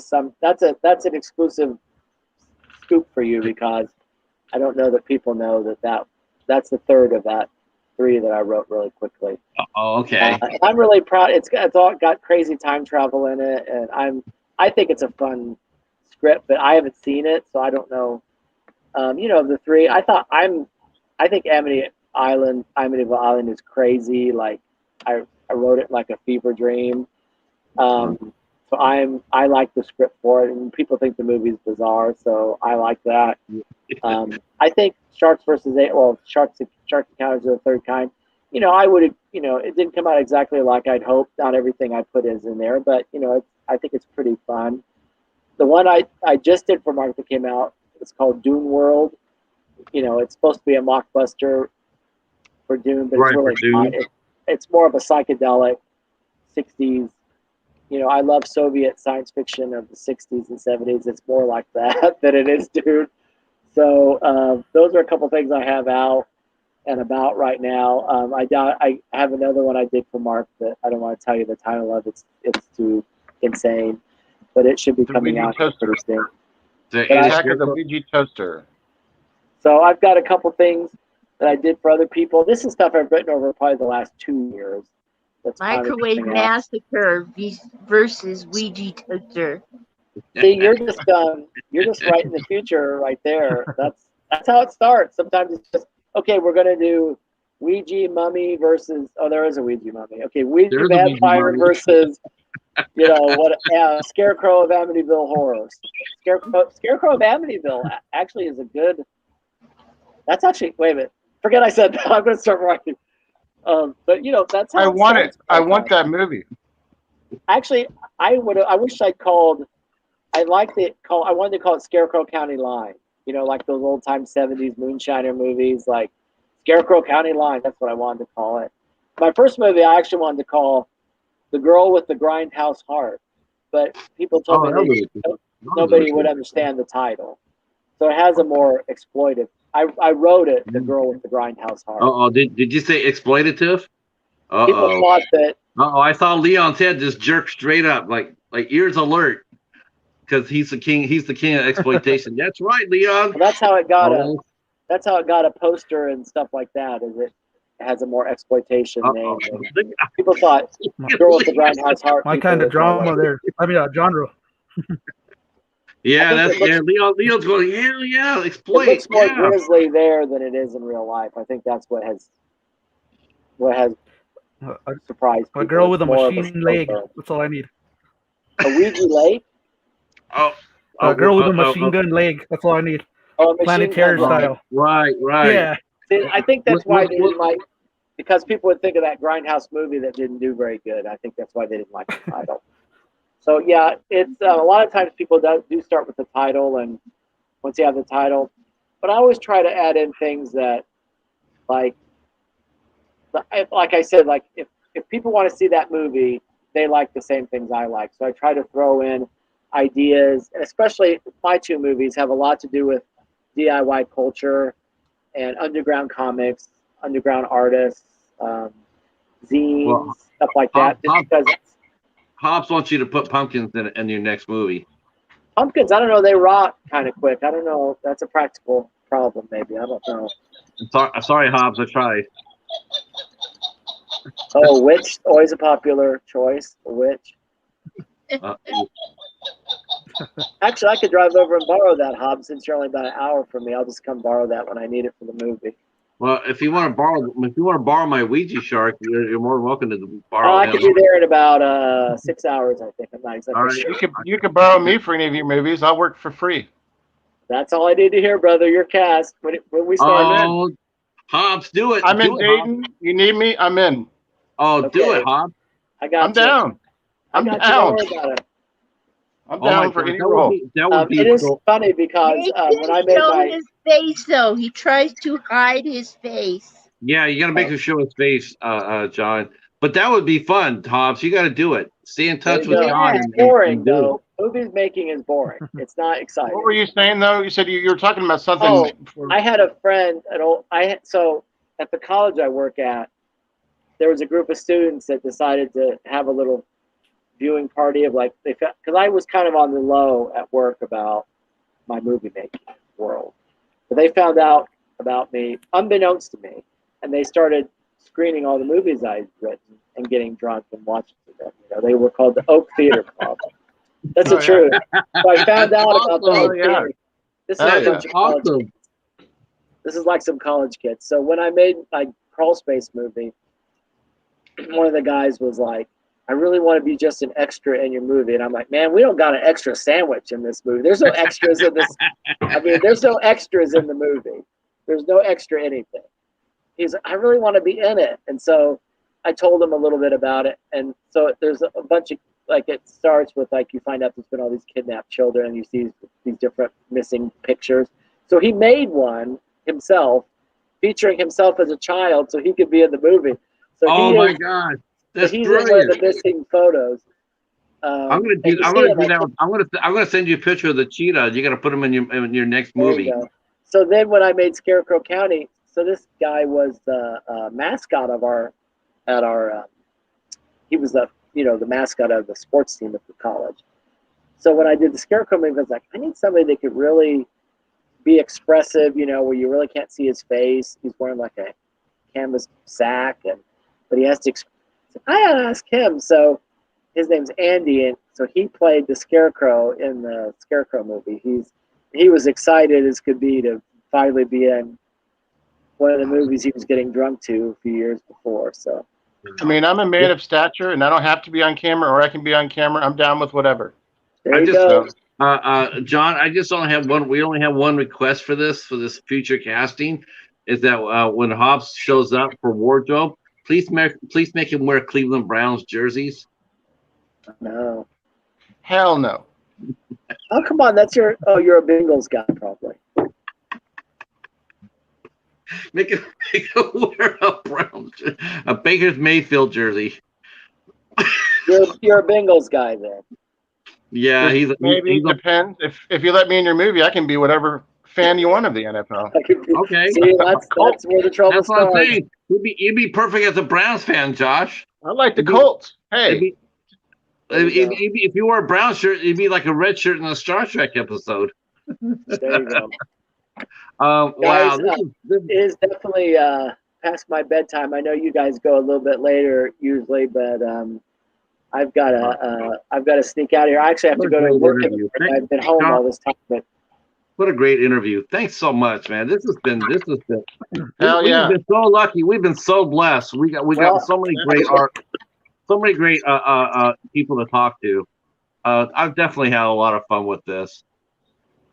Well, reach out anytime you guys want, or anybody that's listening or watching. You can find me at John Oak Dalton on Facebook, Twitter, or Instagram, on all three of those places, just under John Oak Dalton. So you can definitely find me, and you guys especially keep in touch. Oh, we will. He's also in our Midnight Hour Facebook. So wow. Yeah, he's in our groups too. Wow, what a fantastic interview. I can't wait to see. I'm gonna have to dig out Girl of the Crawlspace. I think it's in my closet, so I should be able to find that. I'm gonna watch that this week. It's not. Sure. It was in your red bins. Remember? Yeah. So I mean, my red bins are still in my closet. So, we made Joe happy.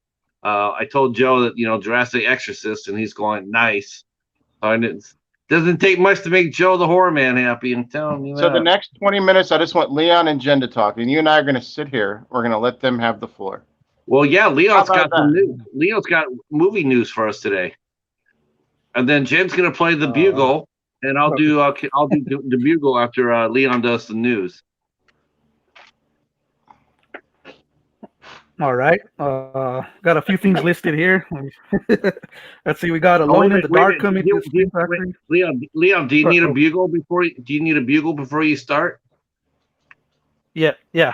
I sure do. Jen? Yep. Jen, you want to provide the bugle, please?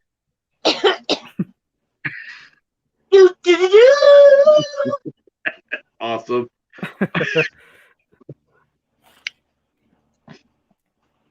Okay, so I got Alone in the Dark coming in September 14th to Screen Factory. It's the first time it's been released on Blu-ray, so I'm pretty excited for that. You got Donald Pleasance in it.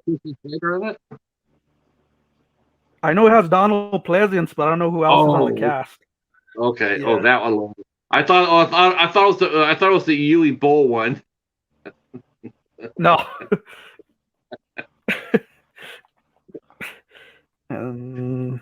Like I that got movie. some theater movies.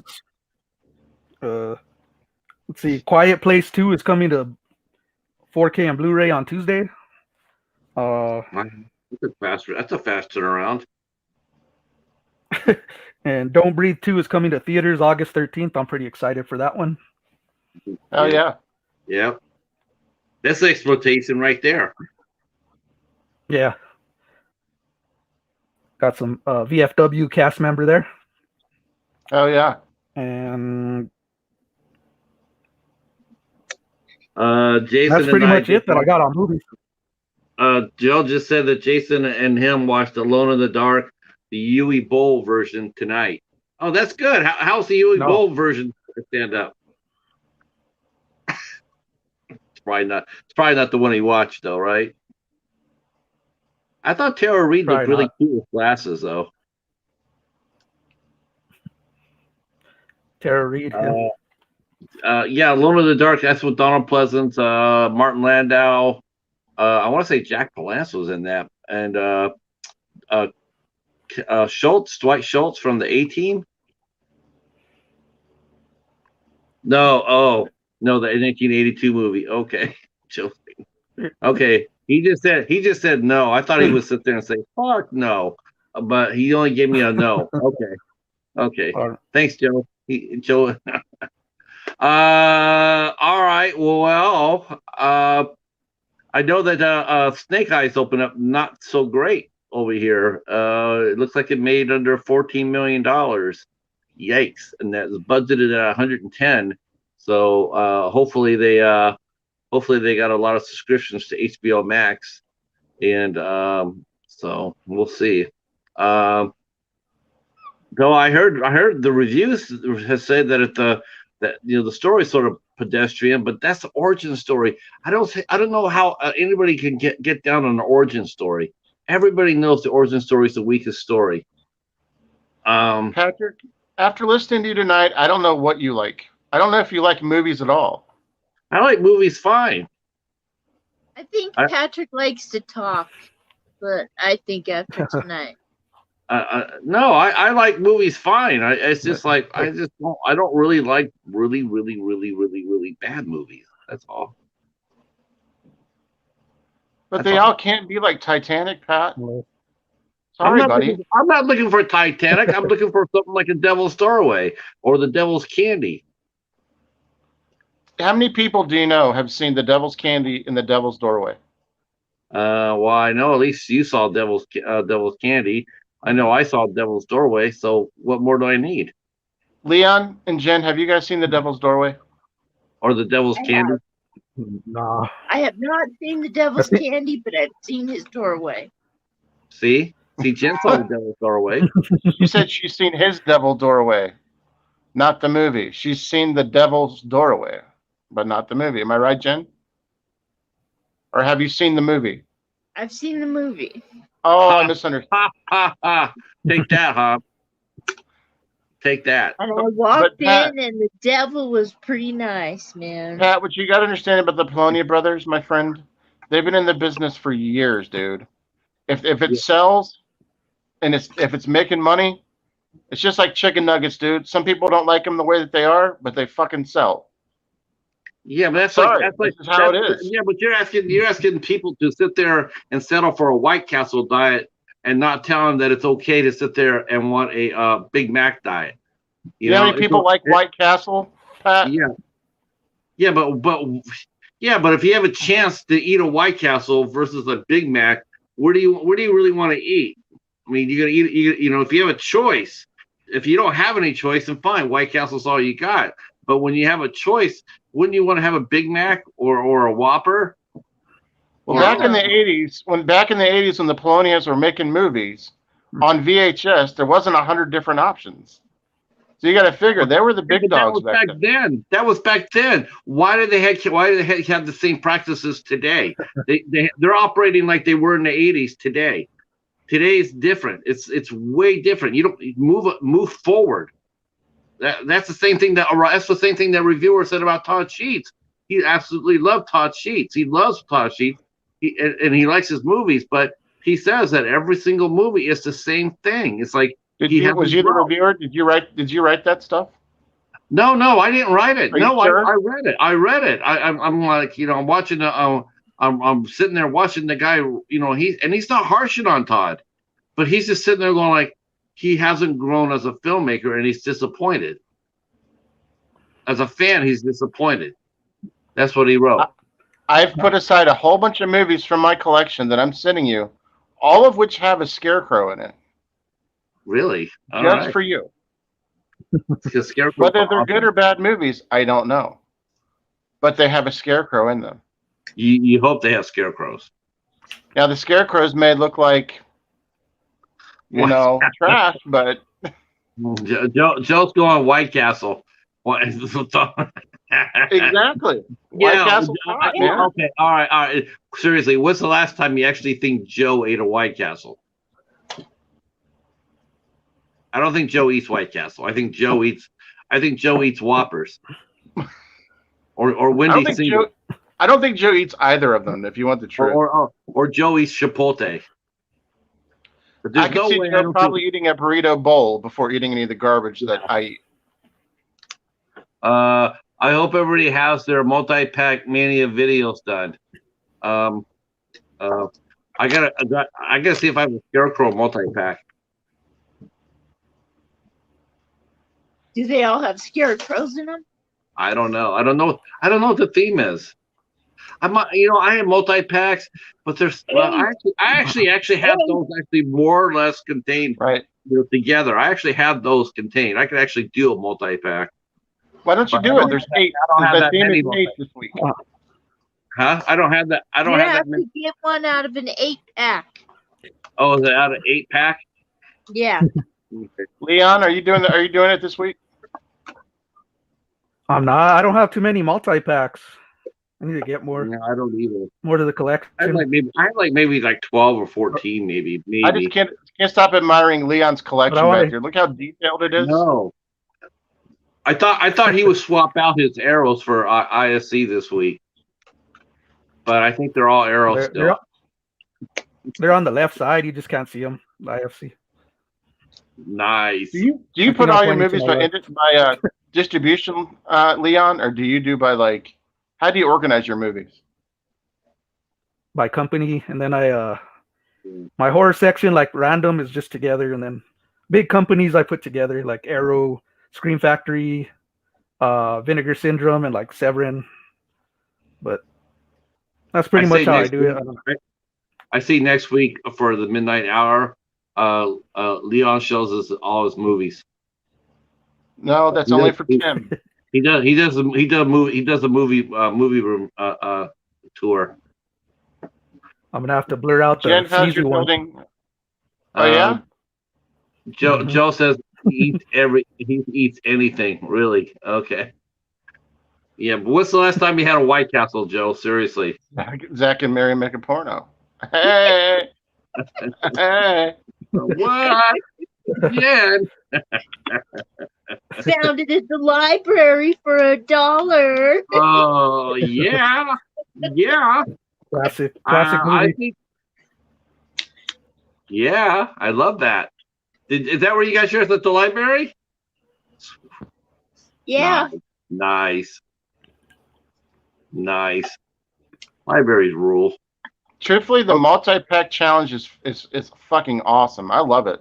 Yeah, I love it. If you guys can find multi-packs, it's really fun to do because you're looking at movies that you've having sitting in your collection, and you may not watch them because they're part of a multi-pack, right? But there might be a hidden gem in there somewhere. You never know what's going to happen. I mean, I think it's great. I watched and reviewed 3 out of 4 Western movies I had in a Western 4-pack. Whispering Smith.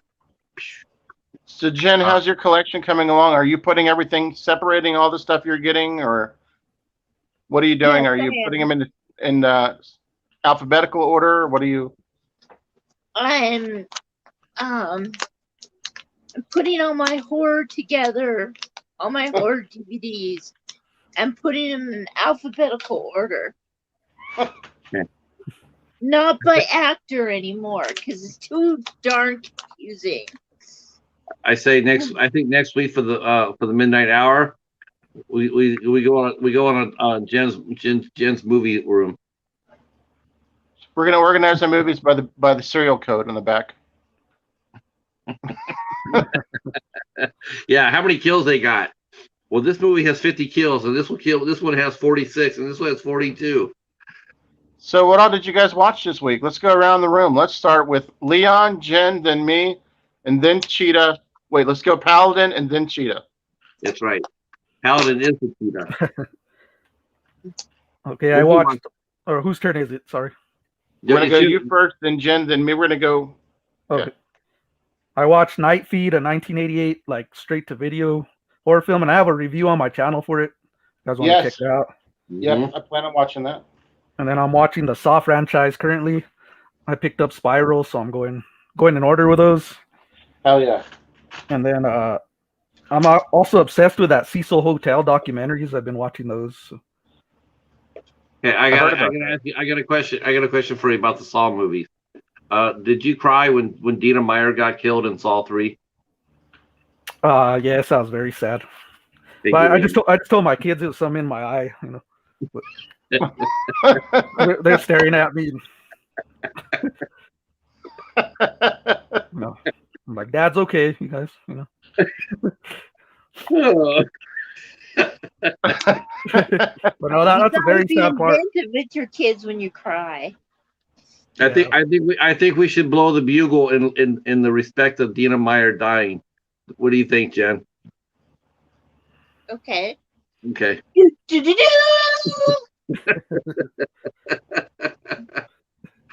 All right. Anything else you watch, Leon, or? That's basically it. That's it. Jen, what did you watch? I found this Nip and Tuck season 1. Nice. And my son came in and I was watching it and he goes, "Is that Dexter?" And then this, of course, I have to watch this a lot. Or Life is Not Complete. That's right. Don't dream it, be it. Yes. And then Stand and Deliver. And then what? Of course, the porno movie. I had to watch that 3 times in a row, maybe. And Some Kind of Wonderful. I reviewed that. So. Zach and Miri did a porno. You reviewed that? Oh, okay. Yeah, Some Kind of Wonderful is awesome. Yeah. Joe just said that Jen said nip. Nip. I'd like to go over all the movies that I watched this week. Let's do that. What movies did you watch this week, Josh? I watched Suicide Club on my Wild Eye review, which was really good. Yeah. Really good. Highly recommended. I watched I Monster yesterday. You guys ever heard of that or seen that? Nope. Yes. It was No, I didn't. absolutely fantastic. And then I watched, the hell else did I watch? That's it. That's all I've got a chance. I've only had a chance to watch 2 movies this week. All right. Give it up. Cheetah, Sound interesting. you're next. I Try to watched, keep it under 20. I watched Dark Knight of the Scarecrow, which I reviewed on my channel. I saw that. Um, Did it have a scarecrow in it? It has a scarecrow in it. It's the original Scarecrow movie. This is the first movie ever with a scarecrow in it. And then I watched that, and then I watched The Signal with Brendan Waits and Lawrence Fishburne. That was really a confusing, weird mess. Then I watched 4 episodes of Stony Burke, starring Jack Lord. And The Devil's Doorway for our ISC watch. Beautiful Slash. shirt, Bobsy. Super Slash Brothers. Don't forget to check out the Super Slash Brothers every Friday night at 9 o'clock. I think that's called product placement, Josh. You should get paid for that. Maybe Joe can send you a bag of White Castle. I actually prefer their fish and chicken. I'm not huge on their burgers. And I've never delivered for them either. Yeah, what does that tell you? Because I don't have one near me doesn't mean I wouldn't deliver for them. I have the Bugle, if you guys want to hear the Bugle. You know what? Let's do it.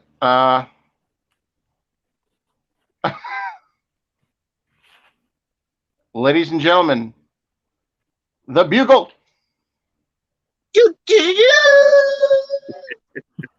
I'm never gonna get tired of that. All right, so here we are with the Community Bugle, and we're gonna kick off. We're gonna kick off with our friend Sean from Lost in the Rio.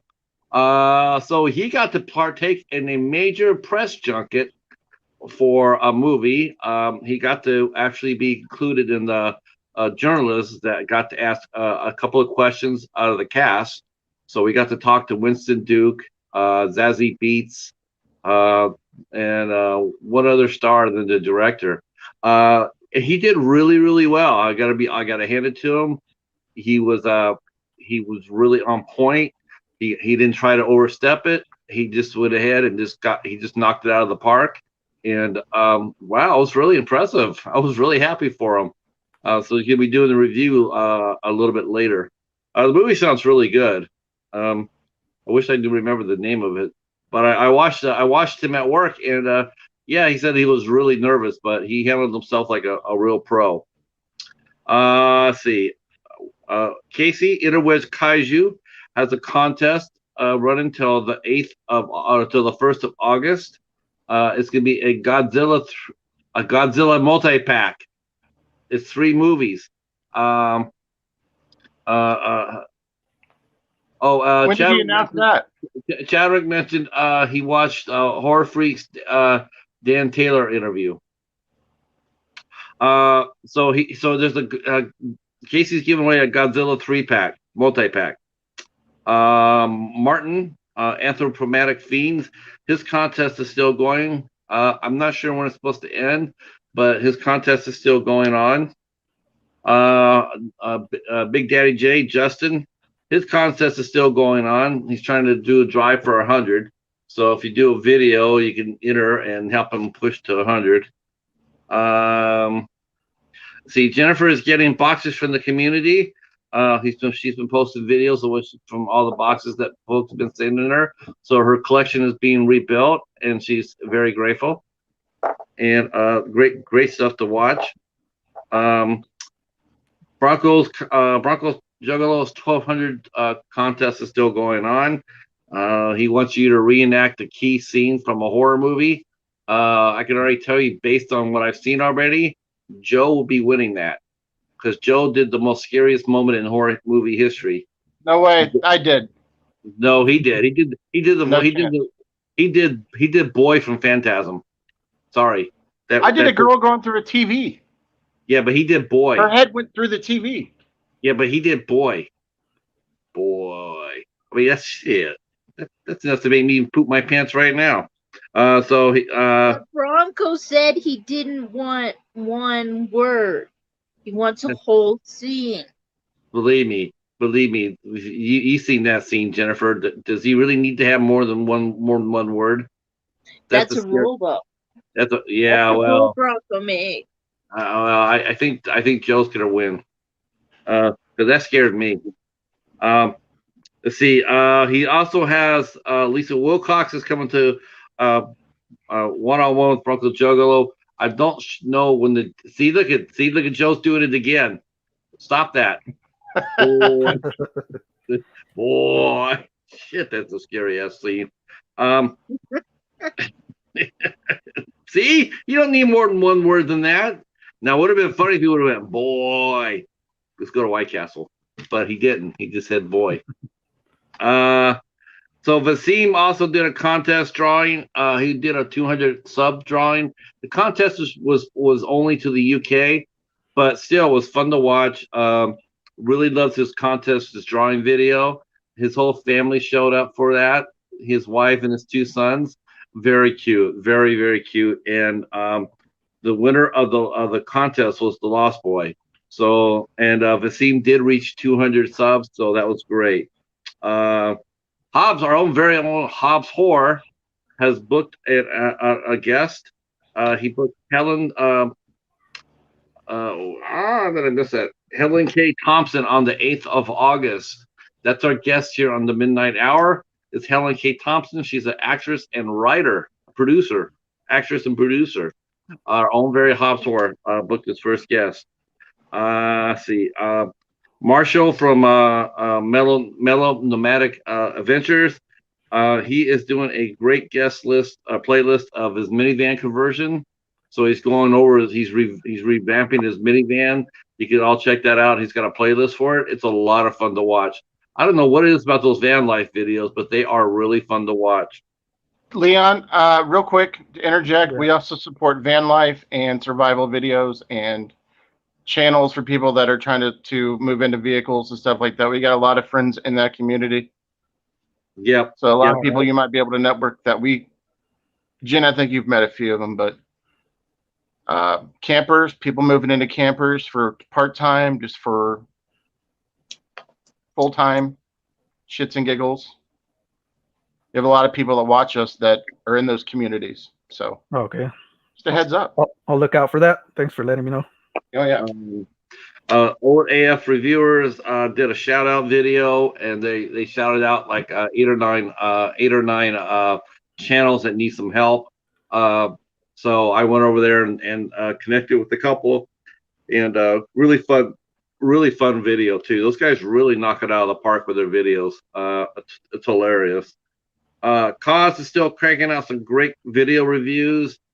He does his on live streams. He goes on live and he does it on live stream, his videos. That's pretty, it's actually pretty interesting to think about because it gets him up that much faster. He doesn't sit there and wait for uploads. So that's what he's been cranking out some, and it's been very diversified too. Tiffany wears t-shirts. She's Leon. We also have some heads in here from the Tuber Chat community. Like Fairy Dust was here earlier, and that's another branch of the community. Kevin, he does a channel growth, and he's a great supporter. And he actually helped you get past 400. Actually. Oh. Yep. Tiffany wears t-shirts. They're doing a massive Christmas collab.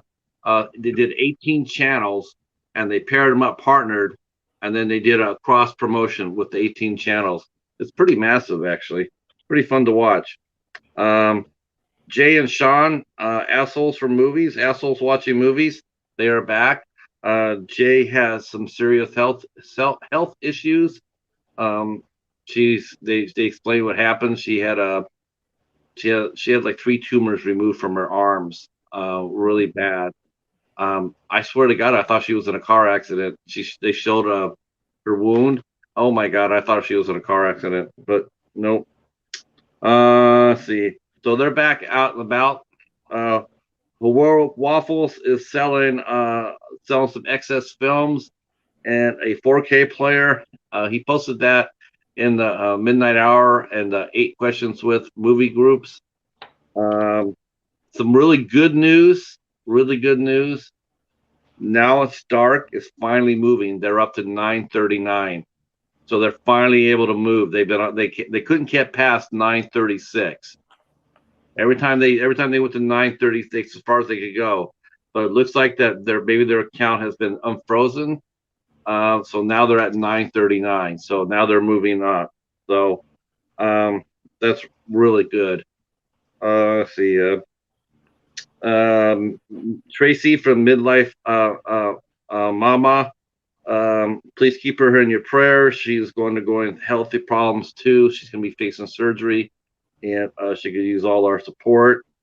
Makeup Mom and Son Michelle, who's also a big horror fan. She just reached 700 subs. So congratulations, Michelle. That's ruling. And then the Morbid Hour, not the Midnight Hour, the Morbid Hour. Their second episode is going to be on July 31st at 6 p.m. and it's located on the horror corner. And that's all I got for community news. I have something. Okay. So earlier today, I posted a video on Instagram of me dancing to Never Rick gonna Springfield. give you up. Never gonna.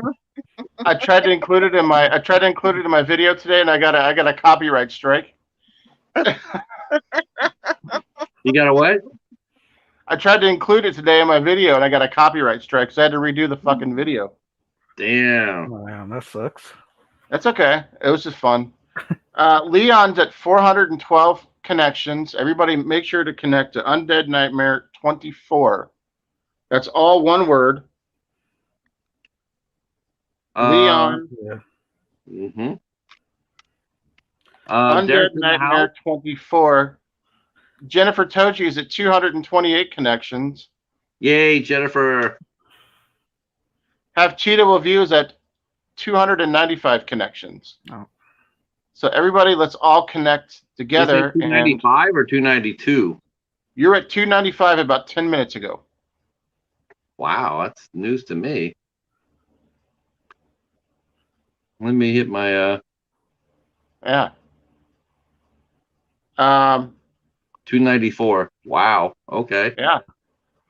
I have no idea where they came from, but it's awesome. The 295 was Mark Polonia, but I guess that didn't work out. I'm just kidding. Or Brett Kelly. So, anyways, that's all that I have. You see, I brought Brett down for the interview. I see that. Jen, we'll be sending packages out to you from our groups soon too. We like to be fashionably late. We want to see what everybody else sends you first, so we don't send you the same shit. Yeah, we want to send you our package after Steven sends you his. We want to try to one up everybody. We're just kidding. Oh yeah, when Steven sends you yours, that's what we'll send our. So in 2027, we'll make sure to get those to you. Okay. Derek saying anyone who connects to me, just comment on my most recent vid, and I'll totally connect back. That's awesome. I have no idea who just subbed to me. I'm just so grateful. Thank you, whoever did that. You guys rock. I know I got one from. There's Hobbsy. Let's see. Oh, don't worry about who it was. Just have fun. Yeah. No, I'm just totally surprised. It's awesome. So yeah, we'll just keep going around, supporting our community. Leave comments. I can recommend that we all do our playlists. Playlists seem to be really helping me. I started doing playlists like Kevin mentioned on Tuber Chat. I made my own list and I'm including it in every one of my videos. I have seen significant growth on my some of my videos. I'm getting anywhere between 3 to 6 hits a day, which is really good for me. That's real good. So I did that for the 8 questions with, and Super chat is like Viagra. You'll get reasonable growth in time. Oh my gosh, yeah, tuber chat is tricky. I won't deny you that it's very tricky to do it. But if you do what you're supposed to do, and that is you leave a comment and you watch a video more than 3 minutes and then leave a comment, you should actually be able to stay. You should actually not lose your connection. But what's that, Hobbs? Pumpkin? Is that a scarecrow? Yeah. Is that a scarecrow? Ask me again. Is that a scarecrow? Is that pumpkins? Oh, that's right. Did you see the Halloween tag that's been going around? Oh. Did you see the Halloween tag that was going around? 25 days of Halloween. Yeah, that'll be Hobbs Horror in about 2 months. Okay, that's right. I'll next midnight hour we'll be back on Hobbs's channel next week, and we'll be doing horror trivia. Horror trivia is next week. So be ready to answer some really difficult questions. And then on the 8th we have Helen K. Thompson. I don't know what we're doing on the 15th yet. I do know on the 22nd that we are having Mike Mustadas, another actor director. He's done he's doing a movie called Ravage, and he's also has a little franchise he's got going on called The Butcher, and The Butcher 2 is being filmed as we speak. So are you hosting next week? No, you are, sir. Horror trivia. Hobbs Horror. Oh yeah, I was gonna do that as you were hosting. No, you're hosting and doing Hobbs Horror. Okay. It don't matter. Yeah. Hobbs Horror.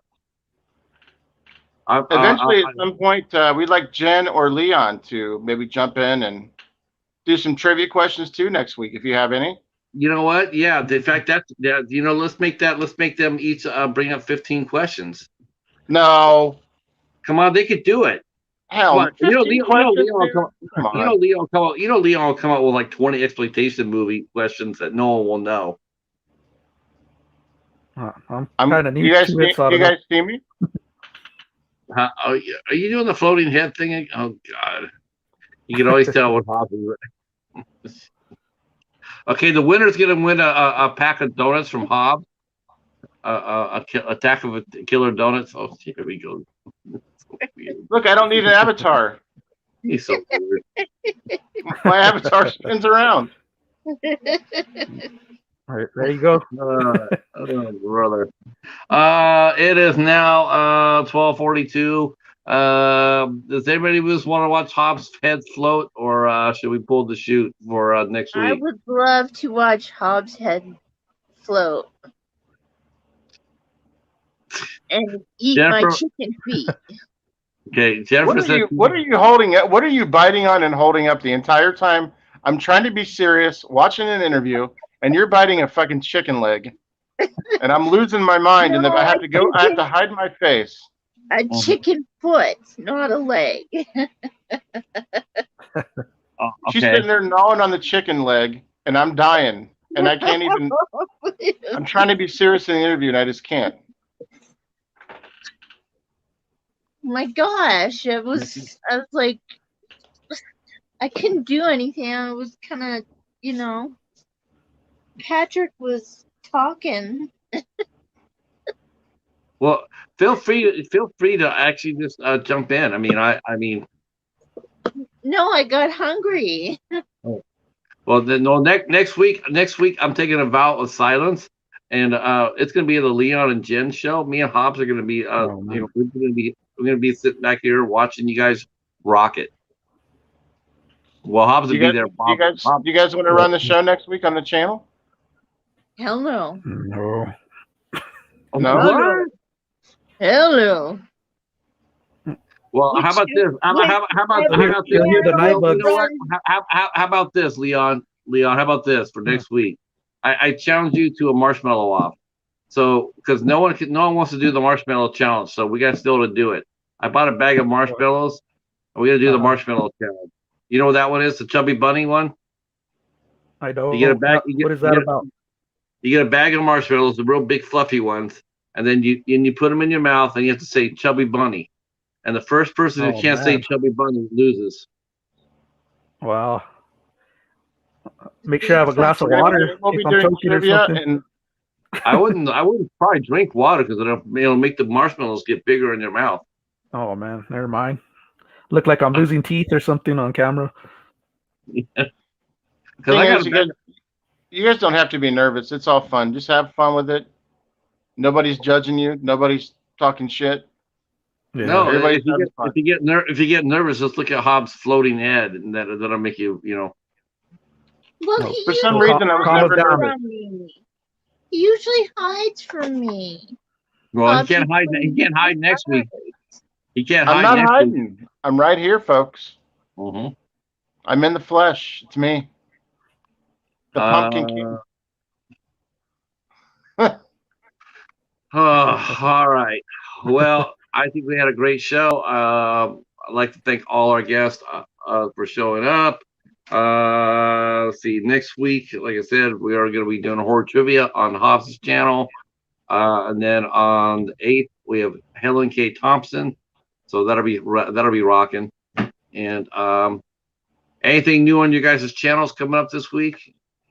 Leon, Jennifer, gonna be doing any reviews? I got a haul video coming up. Yeah. Yeah, Criterions. Vinegar Syndrome. Oh, hell yeah. Leon's got the best haul videos, man. That's why I said his channel is so dope. He's got the best freaking haul channels that there is. Details about what he gets, discusses it. As I just show you guys, oh, this is something I've never seen, throw it off on the bed. Leon goes into details about what he gets. It's great. I hope you guys don't fall asleep during the video, but I try my best. Hell no. I never fall asleep in one of your videos, Leon. You're cool.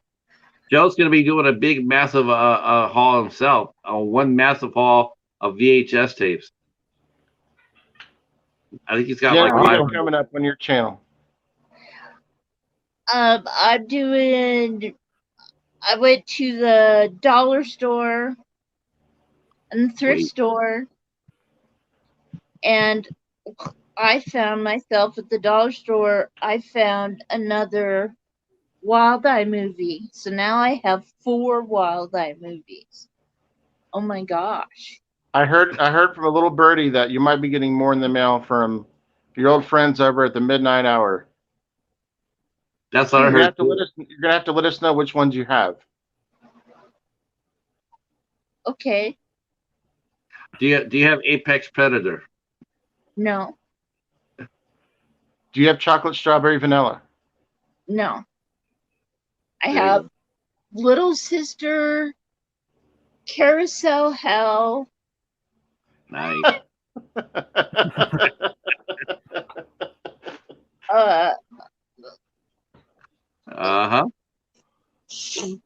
One stupid one. One one I haven't seen. Leon, have you gotten into the Wild Eye kick yet? Is it Wheezy Shark? No, I don't have any. You don't have any Wild Eye, Leon? No, not at Wow. all. Wow, you can't be with one of the cool kids until you get some Wild Eye in your collection.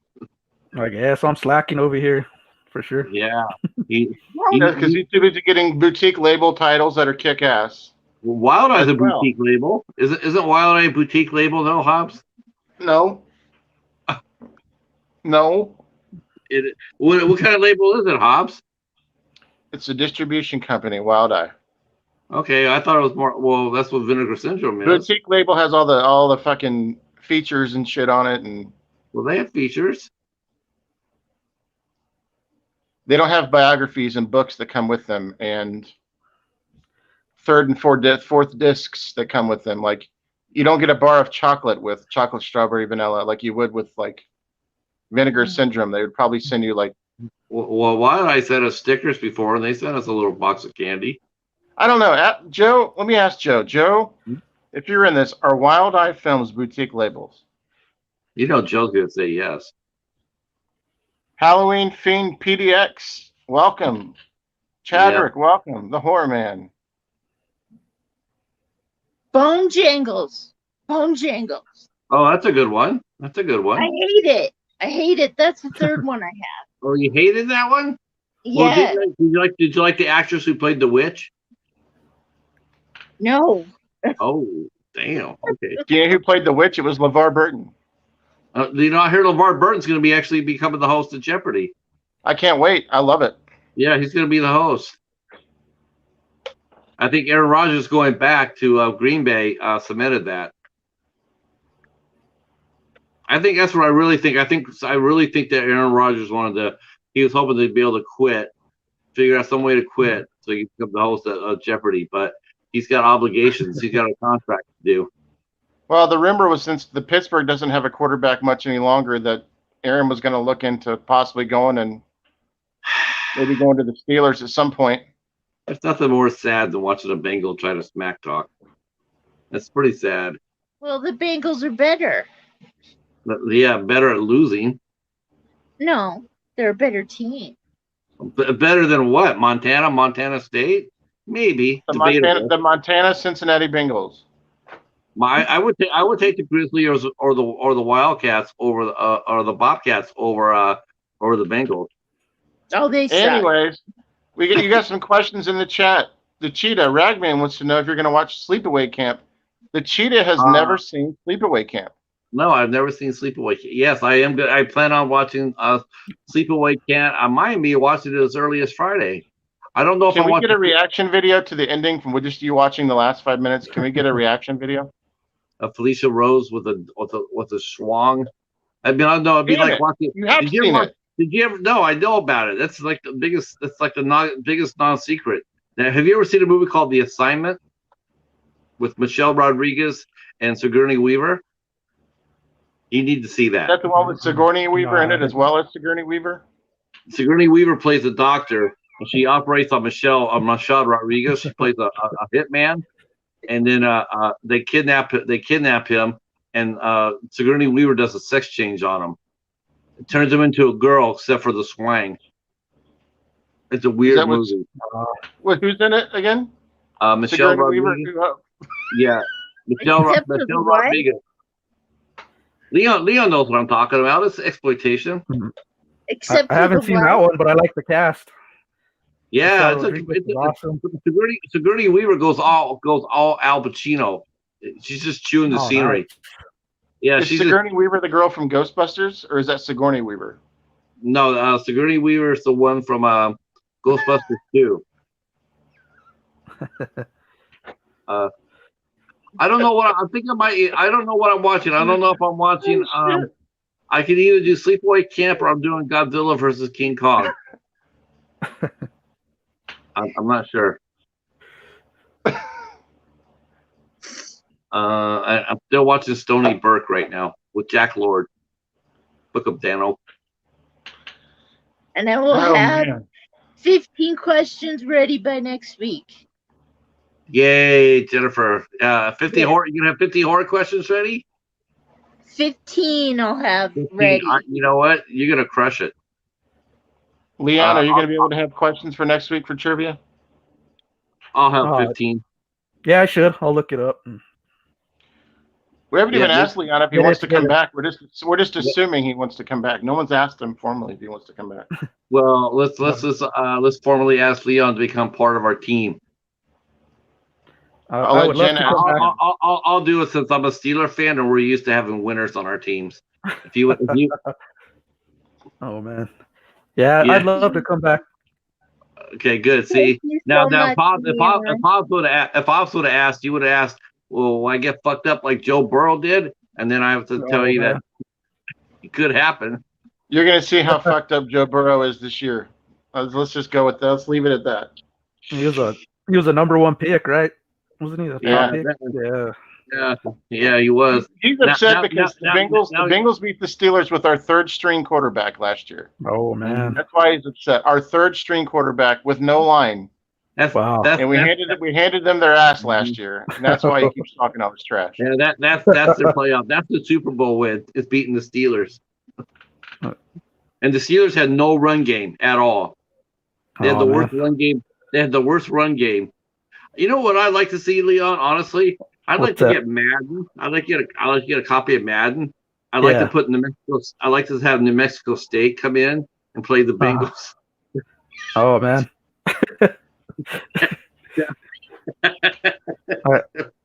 I can't say much about that because my football team's kind of horrible too. So no, your football team would be much better. Don't tell us who you like, because we might key in on it a little bit, but maybe not a lot. But go ahead. Las Vegas Raiders. I'm a Raiders fan. That's respectable. John Gruden is from Dayton, Ohio, by the way. Is he? Yeah. Oh, wow. Yeah, he played for UD. He was our quarterback for UD. Nice. I'm Raiders. I've been through all the miserable years since Los Angeles. Ragman mentions, are you a Raiders? Yep, that's right. So is Project Ellsworth. He's a big Raiders fan, so you guys can get together and talk a little football. Yeah. I seen him wear his Raiders hat, and I was like, good job. No. I have yet to see anybody wear a Bengal hat. Seriously, I haven't even seen Josh wear a Bengal hat. Don't pick on Josh's hat. It's cool. Because I'm wearing a Kiss hat. Yeah. Oh, that was that. Okay. Here he goes. He doesn't like Kiss either. He says Kiss is like 4 members of people from a retirement community. This is exact words. He was like, I could go get 4 people from a retirement community, and that would be Kiss. Quote the Cheetah. No, you need 5 wheelchairs for the members of Kiss, 4 for the members, and 1 for Gene's tongue.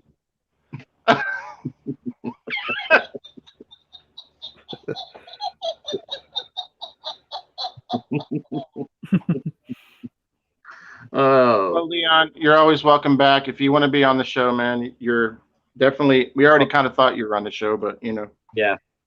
No, I appreciate it. Maybe next week they'll have that ISC stuff swanged over just a little bit that way, so we can take a look at all your ISC titles. Yeah, I'll switch it over. I'll just have it back here. Yeah, that's what I'm talking. Yeah. And I there's no finder fee to be part of the group. Go ahead, Jen. I want to let everybody know I usually do not eat chicken feet. My mom barbecued these today for her rats. Feed to her rats. So, not. I thought that was a toy you were chopping on. Those are real. So did I. Yeah, those are real. I thought it was a toy also. I didn't know that was real. Yeah, are those real chicken feet? Yeah. Get the fuck? Are you serious? Oh, wow. Oh my God. Then you can pick your teeth with the nail. Oh my God. Can you next week? Can you bite a head off a chicken, Jen? No. Please. No. How does she feed them to the rats? Yeah. She just throws them in the cage and they eat them. The feet? The feet? Yeah. And the bones. They gnaw them down and eat them. See, look at Hobbs. Look, see what you have in common with the chicken feet. The Bengals and the rats both are eating the feet. Ha ha. That's a good one, Cheetah. Thanks. Worked on it for 10 seconds.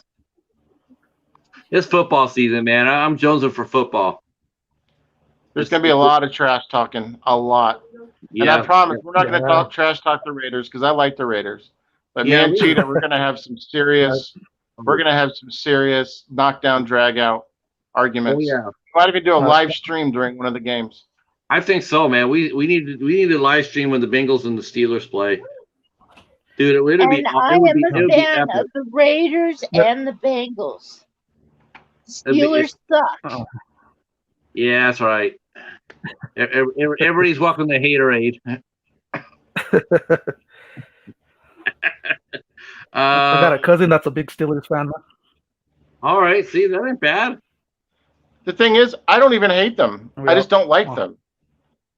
Cheetah hates. I don't hate the Bengals. I don't hate the Bengals at all. I mean, the Bengals are just they're just a team we beat. Now the Ravens, Perhaps, the Ravens. I hate the Ravens. Perhaps we should go into a little bit of history real quick before we end the stream. Okay. Jen and Leon, here's what happened. So I put a picture of my football, or my aunt put a picture of my football playing days on my Facebook. I didn't ask for anybody to do it. She did it. Yeah, I thought it was awfully nice of her. Wow. The Cheetah caught word of it, and he goes, "Hey, that's a great picture." And he goes, "Here's a number I want you to call." I thought it was something serious. And it was for the Cincinnati Bengals executive office. And I called them, and I answered the phone, and it goes, "Cincinnati Bengals, how can I help you?" I thought they were looking for players, so I thought I recommended Hobbs. So I sent him an email from the Bengals asking him to buy season tickets. From the Browns. Yeah. Yeah. It could have stopped there, but it has not. It just keeps going. It's like a revolving window. Mm-hmm. That's right. Oh, you like the Browns? Patrick? No, we don't like the Browns at all. We don't like the Browns. We don't like the Ravens. You like the Steelers, though, right? It's the Steelers. Okay. Now, Jason likes the Ravens, and I like the Steelers. Hobbs likes the Bengals. So that's three. Joe likes the Bills. Joe the Horror Man? Joe's the Bills fan, I think, isn't he? No. Go ahead, Leon. Tampa Bay. No. Yes, he is. He's a the Horror Man's a Patriots fan, live and from. I thought he was a Brady's fan. Okay. Nice try, cheats. He might have left already. He might have got tired of me capping on your Bengals. It sucks to get beat by a third string quarterback sometimes. It really does. I don't know. I don't know what's worse, that but I balance it with happiness watching Joe Burrow go down in a heap. You shouldn't enjoy a man's first year of his career getting his leg broken in half. Well, you know what? That's because your team gave him shit. They made him play. He shouldn't have played. He should have been sitting on the bench and learning, or they drafted some players that could have protected him. Nobody would sit Joe Burrow. Joe Burrow is one of the best upcoming quarterbacks in the world, buddy. Nobody would sit him. I actually thought he was more on the ground, but that's yes, he looks like Macaulay Culkin, but he's a good quarterback. We'll see. We'll see what kind of breaks he gets this year. All right, no more football talk. All right, it is 1:02, and I think the midnight hour is done for tonight. Though we're still 7 strong, we appreciate you guys all coming out. Next week we're back on Hobbs channel. We're gonna do horror trivia. There will be some prizes. We don't know what the prizes will be yet. Could be a Bengals hat, could be a jersey. Who knows? It's gonna be on Hobbs channel next week. I'll be putting up a banner on the announcement, and that'll be it for tonight's show. Thank you again for coming, and Jennifer and Leon, we will see you in the writer's room. Okay. See you Goodbye. later. Peace.